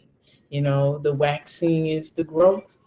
The full moon is revealed or sublimation. Okay, the waning, reduce or release, and dark moon, end, vanish, or deep reflection. Okay, so think upon that. What is the verb or the core action in selecting your lunar time? Okay, uh, choose the planetary current, the day. Next, align that verb with corresponding planetary forces by the day. Okay, so if it's Sunday, visibility and confidence. You know how we were going over that. Emotion and intuition. That's for Moon. Courage and protection. Mars, communication and commerce. Jupiter. Okay, no, Mercury, excuse me. Prosperity and expansion would be Jupiter. Love and harmony would be Venus. Okay. Discipline and boundaries would be Saturn. Okay. So revisiting those there, get the understanding corresponding planetary force of that rising, because you could be doing this on a freaking Thursday, or you could be doing this on a Wednesday. So think about it in that aspect, okay? The refinements, planetary hour. Finally, add the planetary hour only when helpful. Think of the hour as your fine tuning knob, okay? It is the final refinement, never the starting point. Okay, so practical example would be you pick a waxy moon for growth. We pair it with a Wednesday for commerce and communication, or a Thursday for expansion. Okay, we refined it with a Mercury or Jupiter hour. Remember how I talked about the planetary hours? Again, I don't mind sharing my slides so that you guys can have those notes and finding those planetary hours, okay? And when you layer in green, gold, orange, let's think about the colors here, as far as the candle, depending on the exact intention and grounding it using earth for stability or air for communication. Okay. Let's see. All right. So that will be a form of how you would choose the time and layer. It was very brief. I didn't get too deep into it because, like I said, far as the planetary hours, us going over the different correspondence of the planets, you can utilize that information to flow into choosing your own timing. Also, trust your own internalness. Okay, people always say, people who are they modern society, I say, they always talk about this what is this internal clock or something like that. I don't like to call it that shit. Why is everything time? What we in a hurry for? Right. Trust your intuition, your internal guidance as to what is the right time, because it could be 10:58 on another day right now, and I could shoot up in the very moment and myself say, do this right now, and it's not for no reason. So keep that in consideration. I didn't have a slide for that one, Sister. So I Oh, just you want good, sister. You good. a brief communication on that. So that's my interaction with that aspect there. So I'm gonna be Okay. going back and forth Well, on I this. didn't create a slide because we're gonna talk about the opposite end Again, we're going to talk about when urgency overrides ideal timing. Oh We yeah. did touch on that slightly already, but we're going to touch on it again, right? So when ideal timing overrides, urgency overrides the ideal timing in itself. This is those emergencies that pop up. Support Mhm. timing is useful when the work can be reasonably scheduled, right? Can be, but should it not? It should not? Excuse me. Become an excuse to avoid immediate protection, answering an urgent matter, or cleansing after a disturbing event. You think Mhm. something crazy and traumatic happened to you and you need to take a spiritual bath and release, but you ain't gonna do it because it ain't the right moon phase? What type of shit is that? You know what I'm saying? So, no, I mean, No, it's a I valid be so serious, but no, it's a no, but valid seriously. question because it's probably people out here who doing that. Like out Yeah, here. don't Well, know. I gotta Take wait that. till the next full moon and do this and do that. Yeah, to release No. this energy. No, if it's on you, let it go. Release it. Do what you need to do. You know what I'm saying? You have to get into that work because basically, when the house is burning down, do you not consult? Do what you do? Consult the planetary hour and chart before you reach the water? Like what? Get out of here. If I mean, I know my whole everything is going, but it ain't the right cycle. What time is it? Can I put water on it at 3 o'clock? Is this gonna work? What is happening here? Like, come on, let's use some type of spiritual discernment here. Ashe. You know, let me give you a couple more examples just to drive it home and get it to your head. And I know Goddess may got some too, but protection work does not have to wait for Tuesday. Boundaries do not have to wait for Saturday. That makes my ass itch. Okay. Cleansing does not have to wait for the waning moon. Emotional emotional stabilization don't have to wait for Monday to do that, right? You may address the immediate condition first, then later perform some type of reinforcement work during the most supportive currents. That's what you do. Because these are all the options. It's not a must, it's an option. That will be a more powerful and more potent way to be able to do so. What you got, Goddess? I mean, Love what's how you said that. I love how you said that. Waiting, my whole thing on aspect, just waiting for a certain planetary day or planetary hour.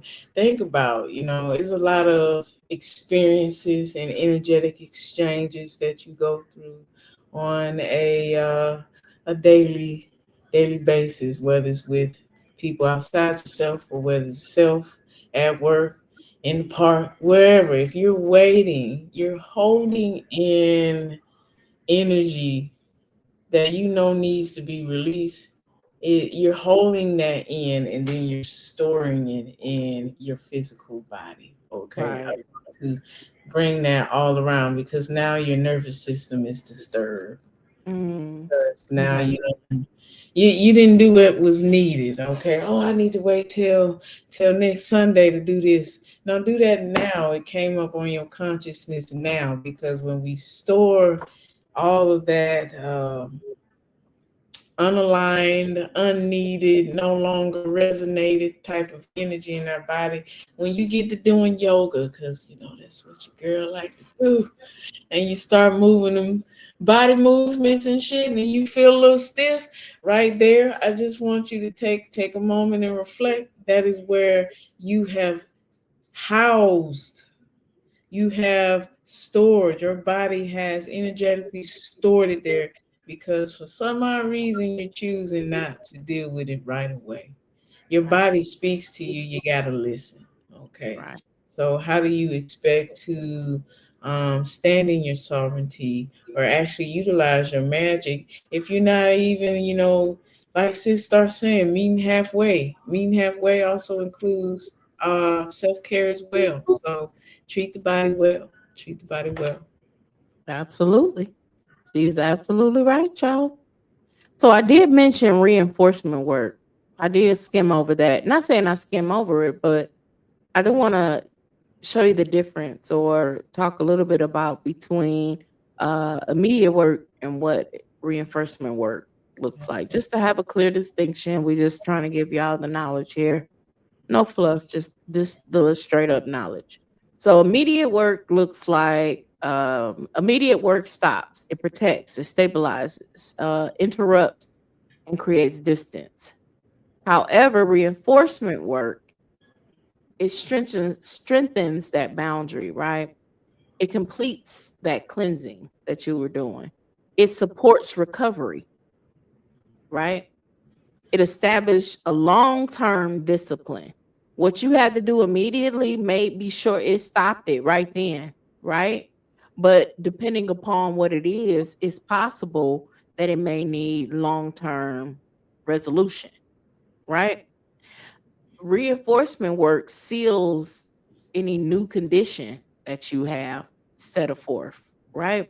So distinguish urgency from emotional. We're going to distinguish urgency from emotional impulses because, again, we're talking about spiritual discernment, especially when you're doing these works. That's So true. you have to assess self, right? And determine within self, is this really urgent or am I feeling emotionally triggered? Am I emotionally impulsive right now at this point? Right? Because not every intense emotion is actually an emergency. I don't know if you know that. You should. Right? So ask yourself stuff like, am I in actual danger right now? Like right now, at this moment. Is the condition time sensitive? So whatever's going on, is it gonna last to the next day or search yourself. Am I responding to evidence? I see that number. I seen the message pop up on the DM. Now I'm all crazy. But it turned out it was his real cousin that you actually do know. Not that one cousin you don't know. The real cousin, that's Real hilarious. cousin that you know. You just didn't know. Everybody called her Nene. You ain't know her name was Natalia. And Natalia came across the DM and baby, you is popping. Okay? You just responding. And he looking at you like, babe, y'all ain't got y'all nails done the other day. You ain't never called her Natalia in your life, and that's okay. She likes to be called Nene. Okay? So you ain't know, but you acting because you so reactive. But anyway. So ask yourself also, lastly, is a protective response, is this a protective response or reactive attack? That's a good one.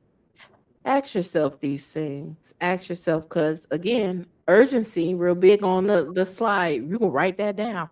Urgency may override ideal timing, but urgency should never, ever, ever, ever, ever, ever, ever, ever, ever, ever override your consciousness. There you go. It shouldn't override it. It shouldn't override it. All right. So now me and Goddess want to talk to y'all about a few you think we should give out ritual examples or just I got a few things I actually want to talk about. I'm gonna bring on a slide just for note-taking purposes. But me and the Goddess, we're gonna talk about this. It's gonna be grouped, so it's not gonna be a bunch of slides. It's only 2 of them, and it's group information. Get your pen and paper out, or remember. It's already been out, y'all. I'm telling you to get it out again. Unclick the top. Unclick it. Click it. Make it prominent. Okay, get it ready. Get it ready. That's what I mean. And do it nicely. Okay, and do it nicely. Ooh, I All right. like So we're this. gonna let the Nice. goddesses. Okay. Yeah, we're gonna let the goddesses bring forth. But we just want to you all can, it's just a synopsis. Now, goddess, beautiful. When I say this is unmatched, them slash she had. I don't care. Them reds, baby. I was love over here it. shouting. I love your slides too. You know, Honey, I totally. love that red you had on there because even though red is not even my favorite, but the way I got on red today and the way he was popping on that red, baby, I was I'm telling excited. you. I was excited. All right, so we're gonna give one example using for protections and boundaries, right? So we're gonna go through a few things that I have here. So first, clarify the type of protection, right? Oh, there you go. Protection is not one current, right? It may involve some sort of active defense, a warning, reversal, removal, restriction. You see it here. Concealment, strengthening, or a long-term boundary, right? So God is telling what's the planet on here they're using for protection. Oh, on here. Well, so well, of course, Mars. You can definitely use Mars for protection. Okay. It's definitely the action planet anyway. And it's, when you're in that protective mode, think of a warrior going into a war. You know how back in the day they say they used to show up with them swords. They ain't had no type of armor or shit. They just going into that bones and skins and everything. Okay. So, they gotta have that courage to go into, solidify that protection. Now, Saturn, I see you have Saturn here as a protection as well. And I resonate with that too as well because Saturn can help you protect those boundaries that, solidify the foundations of self. Okay. What are your core values? So Saturn is helpful with that as well. And many other things that Saturn provides as well. Absolutely. So before we go past with Saturn, let's go back to Mars because let's give him, since we given like this is just like a ritual example. If you are to do protection and boundaries, so if you're using Mars, let's say, you can go ahead and write this down. So a possible structure. This is just a base. Please, if you want to use this base, by all means do so, but put your own pizzazz on it. Okay, put your own pizzazz on it. So you got some protection you're trying to do. Do it on a Tuesday at Mars hour. Use a red or iron colored tone candle, right? There you go. Make fire your predominant elements, right? Use some protective materials or some herbs that God has told you on her slides that you can use, right? Okay. And yeah, and a spoken command of defense. That's a basic right there. That's a basic protection or boundary ritual with your own pizzazz. You're gonna be amazing. Add a little razzle dazzle by wearing the color to yourself. Razzle dazzle. She And, right. as far as the herbs and stuff like that, if they have their own oils, say like ginger having oil or nettle having oil, you want to rub a little bit on yourself, feeling that, energy, that vibration, do that too. Again, be creative. Your magic is creative. Okay. Absolutely. What about Saturn? When you're doing the Saturn, a possible structure for that ritual could be Saturn work is always wonderful on Saturn Day. Okay. At the Saturn hour. There you go. Wearing colors, yeah, like black, indigo, purple, like the goddess told you. What about some elements? Your element is earth. All right. And you are doing some type of boundary or banishing type of correspondence with that. And your spoken declaration of some sort of closure, right? Okay. All of those layers and your pizzazz. You know, all of those. If you want to add extra on top of that, add the lunar layer, right? We talked about that, went through the steps. Waxing would be the strengthening, the exiting protection, right? The full, if you want to do a banishing protection on the full, you can use that as charge and illuminate hidden threats, I say. right? What about the weighing? I already told you about the weighing moon. Is to remove any influence. You can do that. And then don't forget about that dark moon.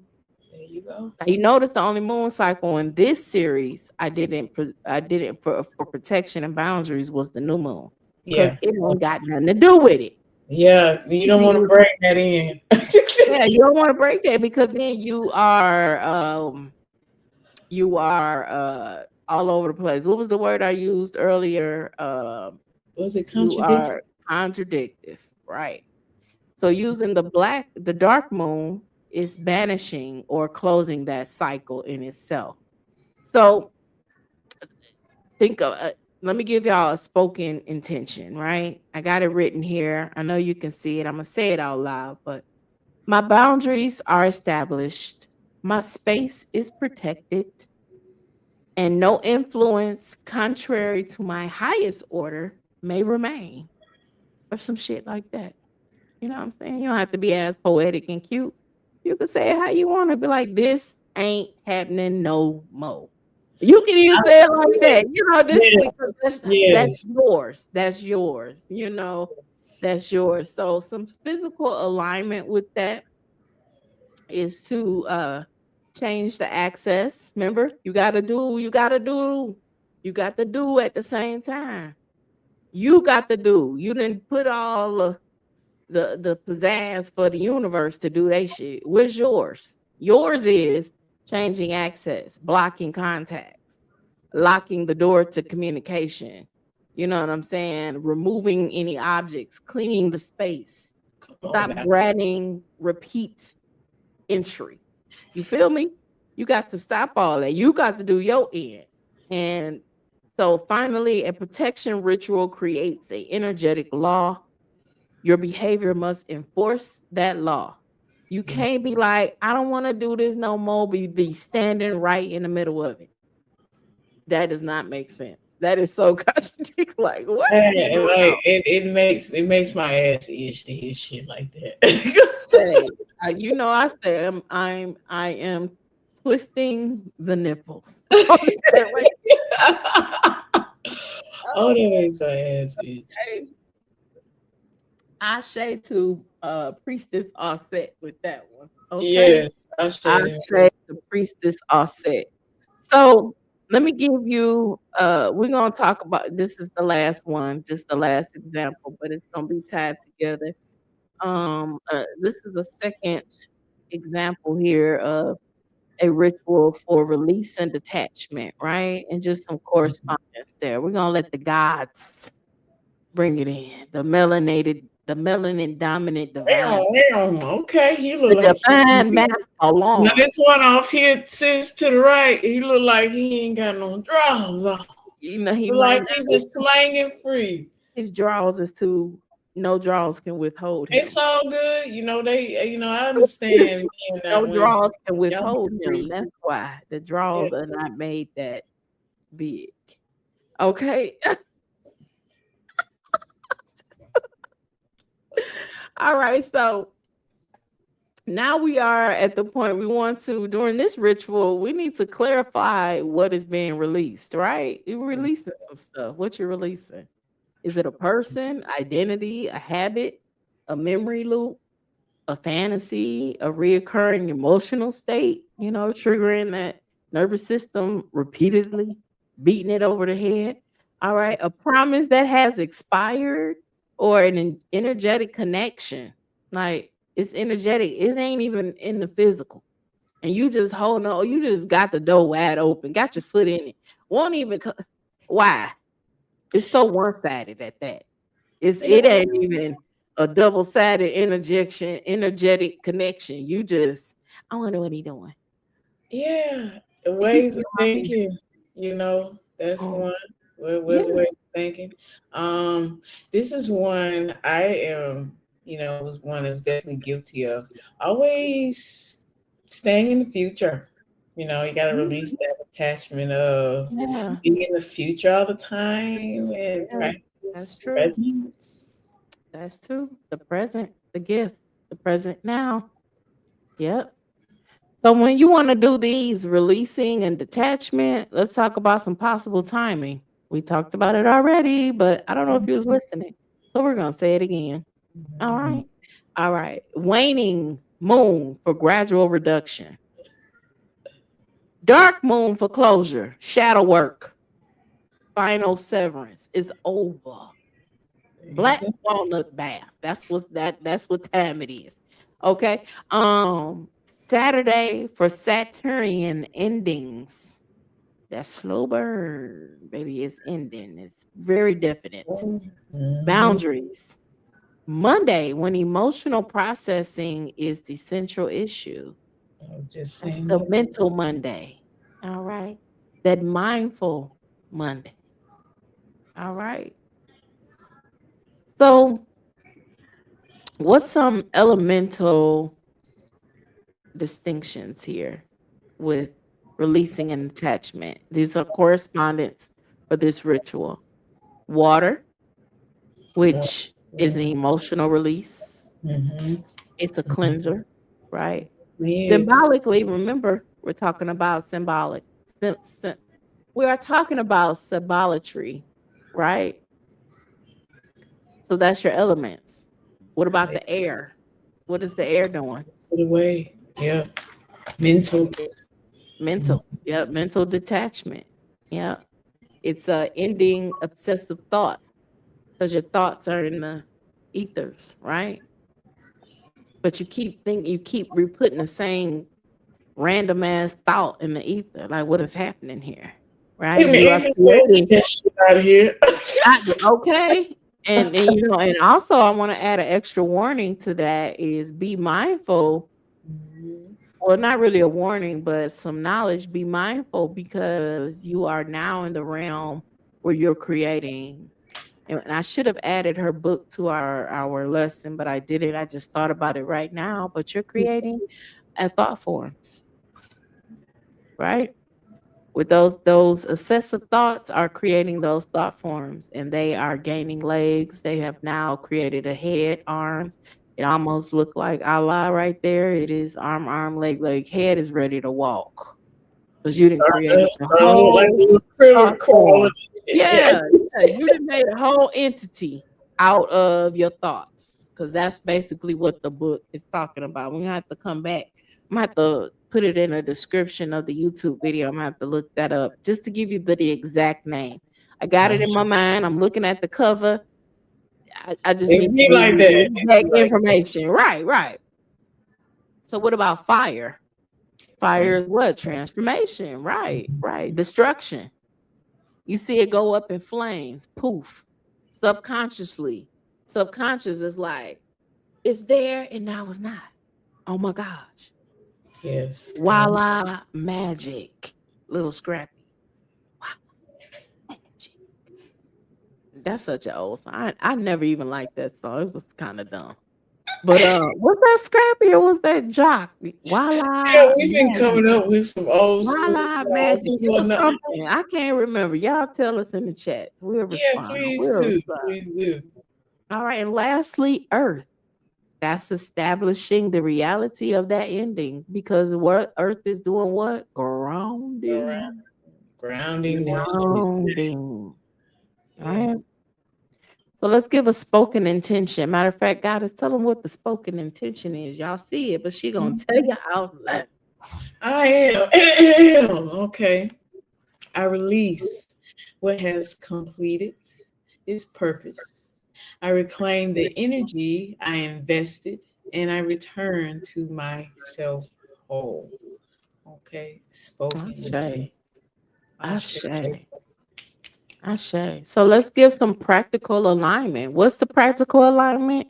That's your physical part. This is your part. This is you're up. Hello, listen up. Boom, boom, boom, boom, boom. You're up, There you go. right? Stop revisiting it. The thoughts. We just talked about that. Keep bringing it up. Remove any access. Same as the boundaries, almost. Change your whole routine. If it ain't working out, or you can't, like God is saying, you can't eat the donut and then expect all the rest of the 11 donuts in the box to eat themselves. Change your routine and don't buy the goddamn donuts. I admire, goddamn. Don't buy the donut. Don't eat the cake anime. And then you ain't got it. Okay. But what about releasing the object itself? Ending the conversation. So you're just gonna keep going back and forth. Hell no. Okay. Oh, hell no. Old girl said. Stop seeking, right. Stop seeking hidden messages. Girl, they ain't talking about you. Girl, stop. Ain't nobody talking about you or thinking about you in that aspect. You just trying to she put on her page that she don't like it here no more. She talking about me. Well, they just hit dog. If it hits, man, there's something internal you got to deal with. Sometimes not. You just doing too much. Ain't nobody even think about you. You want somebody to think about you because you're doing what? You energetically checking in. And I said, that's something to be mindful of. You energetically interjecting yourself into that energy, and ain't nobody coming for you at all. Coming to see you. Come on. Okay. Did she say your name? Did she even say they? No. But you all of a sudden thinking it's about you because you. Now let's say this, sister. Let's say that it is about them. Who gives a fuck? That ain't your business. How about you release that attachment and close that door and end that? That's your confirmation that that whatever it was ship you was on has expired. Let me give you something else you could do. Why don't you direct that energy towards a new condition? There you go. Do that physically. Take that whole energy that you sat there and thought and conjured up in your mind for 15 minutes and trying to figure out if they talking about you. You done looked at their last post for the last 3 weeks, trying to decide if they really talking about you in a hidden way. And you could have directed that whole energy into something else because it's Thursday and you could have been expanding that abundance on something else. But yet you have expanded abundance of nothing.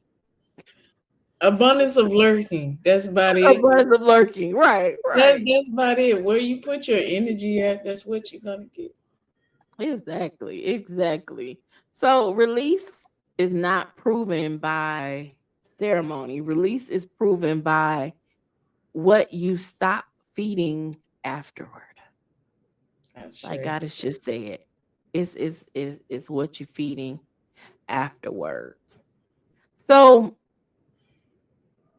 now that's all I had for the slide. Oh no, wait a minute. I got the book slide because I want to give y'all this knowledge before we do any type of. You got any other words, Goddess? I know we had another section, but I think we can keep going. At this moment, no, sister. I know this other section here. We've already did the matter of their intention. It's kind of the same. We have one with grounding the work in practice. I believe we kind of went over that too as well. They're kind of interchangeable, so we kind of already did all of them, really. Yeah, that's what I was looking at my notes as well, and I'm like, we kind of it would just be kind of repeating ourselves at this point. Yeah. So I do want to talk about these books right quick because this has contributed to our message today, and also just some other books I know that exist that are very helpful, right? So the first one is Planets in Astrology. So this is going to give you a good knowledge of when you hear people saying Uranus moved in Chiron, or you hear things like, Mercury is in I can't even think of a connection right now, retrograde or whatever. This is going to give you what that actually means. Mm-hmm. You know, it's good for you to have this because or getting these type of books because you may hear it come from someone. It's a few reputable people like of course Sister Myra, who actually I'm gonna talk about her with this second book. But you have who else? Queen Poe and Yeah, some other people that have knowledge, but you can discern and get that on for yourself. It's in the book. Send that book. And it's a simple book. It is literally like a dictionary type book, right? It's not giving you nothing long and crazy you need to read. You go right to what you need to go to and get that knowledge, and you will have it. Another book here is the only astrology book you'll ever need. Now, I got this I got listening it. to a Yeah. Sister Myra lecture. She's a phenomenal. She is actually a leading, I don't want to call her specialist. She's an expert in She is an astrology. oracle in astrology. Oracle in astrology. That exactly, right? And she's been doing it for a long time. This is the book she has referred. And when I tell you, that book is sitting right over here. It is a thick one, but it is filled. Like it has everything. It actually has what the planets in astrology, it's in there too, Mm. you know? Mm. So another book I found, it was written in the 80s, but still it doesn't matter. It has some great knowledge on here. And that's going to be a spiritual approach to astrology, right? So I don't see her. I have her name. I didn't write it down.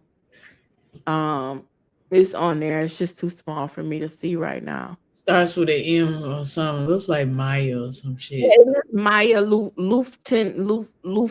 Lufton, something like that. Okay. Right. But it's available on Amazon. It wasn't that much either. I think about $30 or so. If that, but it's a spiritual approach to astrology. It's taking in account actually a lot of what me and the goddess talked to you all about tonight. Okay. You can have it at your fingertips. Just grab the book. All right. And lastly, always basic. You hear what it says? You see what it says? Magic. Magic. This is Philip the Cooper. base. This is the base of it. Like, that's all you need because, again, you have to add your own pizzazz. That But razzle Philip dazzle. Cooper, yeah, Philip Cooper has the basic. It's just so plain. It's plainly written. It's not scientific. It's plain for you to follow. ABC, I almost should say magic for dummies, but it doesn't. It's basic, right? Great book to have on your shelf if you are a mystic practitioner. Okay, the magic, right? So I just wanted to bring those books to you all before I do any type of um closing transmission in itself. Um And I'm also going to leave in the comment, not in the comments, in the description. I have some spoken word sayings that you all can take with you all for growth, protection, communication, and release. These are invocations, right? I'll drop that in there. I'm not going to go over it here. Plus, I didn't create a slide for it, so you can write it down. And you know, you know how I go. What she say again? Can you repeat the last thing? Was that waking or walking? Can you? You know what I'm saying? Like we don't need Yeah. to go that because it's not Yeah. up here on the screen. I'll put it plainly in the transmission underneath the the wording underneath this transmission. Okay. I think we've been on here. We've been on here for a minute. So Yeah, we hit the 4-hour mark. we did. This is a new height. Our episode 13 at the 4-hour mark. Okay. All right. But Or is foundation. yes, we enjoy Stability, protection. We enjoyed this. Well, Goddess, you got anything here that you want to say? The lights Yes. on switch. I'm gonna just say this. Take the knowledge that resonates with you. Again, like me and sister have been saying, you do not have to do none of this. Okay. Follow your own internal magic. Utilize the tools to amplify your magic. Don't allow societal norms to scare you from this understanding. Okay. Do what resonates and have fun with your magical journey, your healing journey. It doesn't have to be boring. You can make it fun. You can. You can absolutely matter of fact, not you can. It better be fun. It is not so serious like that. You know what I'm saying? Like you That's the need to have fun misconception with right it. there, sister. Yeah. It's not like it's not that someone is had a eye on. Is she doing that right? We need to make sure she working it right. Nobody's doing that. Lighten up, make it lighter for yourself, So let's bring this home. Let's bring this home all the way down, all the way down. All right. So symbol, current, and consciousness, where we at here. So, we brought you the symbols in episode 12, right? We ain't gonna go through that again. Now we brought you the action, the motion with it, right? So the symbol gives the intention and the intention a body, right? Like I said earlier, timing gives the intention movement. Correspondence creates language between the working and the greater pattern. But the practitioner, remains the conscious directing the entire operation. So just a few reminders here. The moon does not replace your will, right? Remember that. Planets does not replace your responsibility. The hour does not replace your preparation. The candle is not replacing your action. Okay. And the ritual does not replace your decision. Perfect timing, that it doesn't repair the confused command. If you're giving it confusion there, right? And I want to encourage record keeping, Yes. right?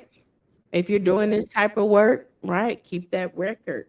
Record your intentions, record your lunar phases, planetary days, hours, your materials, any spoken decorations. I'm gonna give y'all some, like I said in the description, just for some, but I do want y'all to implore you all to make your own.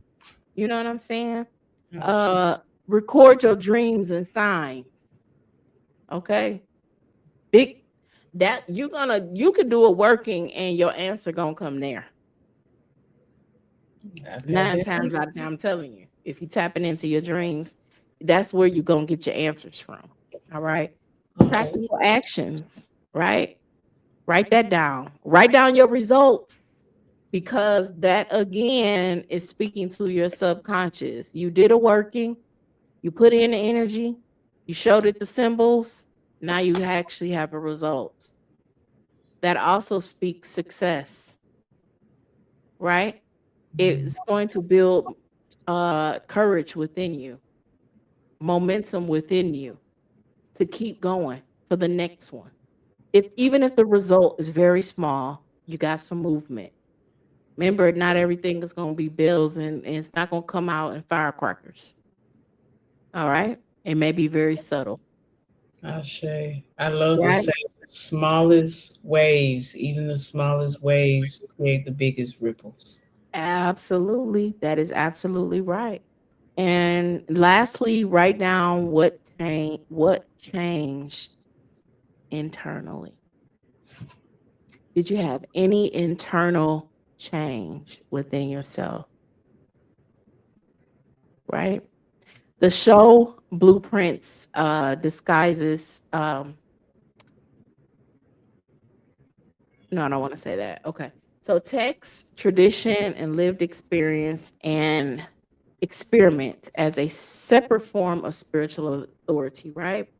But a ritual journal helps you, the practitioner, know whether something came from inherited correspondence or personal experience or ongoing type of experiments.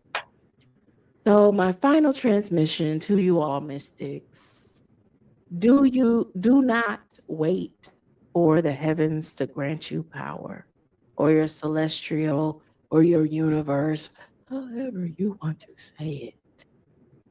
You learn that your universe, learn that the universe, so that you learn your universe, let me get my words right, so that your power does not move blindly. You learning these timings and things and correspondences, that's you learning the universe in itself, right? And then return to the central seal, right? Timing is a current. It is not a cage. Timing is the current. It is not the cage. And I want you all to remember that. We enjoyed y'all this episode here on episode 13. It will air, not it will air. We are going to be recording our next episode, which is episode 14. And we excited to bring that to y'all. We are so excited. I'm going to keep it a little, we're just going to let it pop out. I ain't going to tell y'all what it's about. Not today. We do know though. But we enjoyed y'all, and thank you all. Goddess, you have any last words for the mystics today? No, not that much, guys. But may this knowledge that you receive, you digest what resonates with you. Take your time understanding this stuff, because a lot of this, knowledge requires you to learn them step by step, learn them in pieces. So astrology alone, for example, you ain't gonna learn everything in astrology in one. You might push your brain open. So Right. with yourself, but utilize what resonates. And gratitude, family. Much love to you. Gratitude. Yes, we thank you all. And we just gonna say peace at this point. Yes. Peace. Till next time. All right. All right.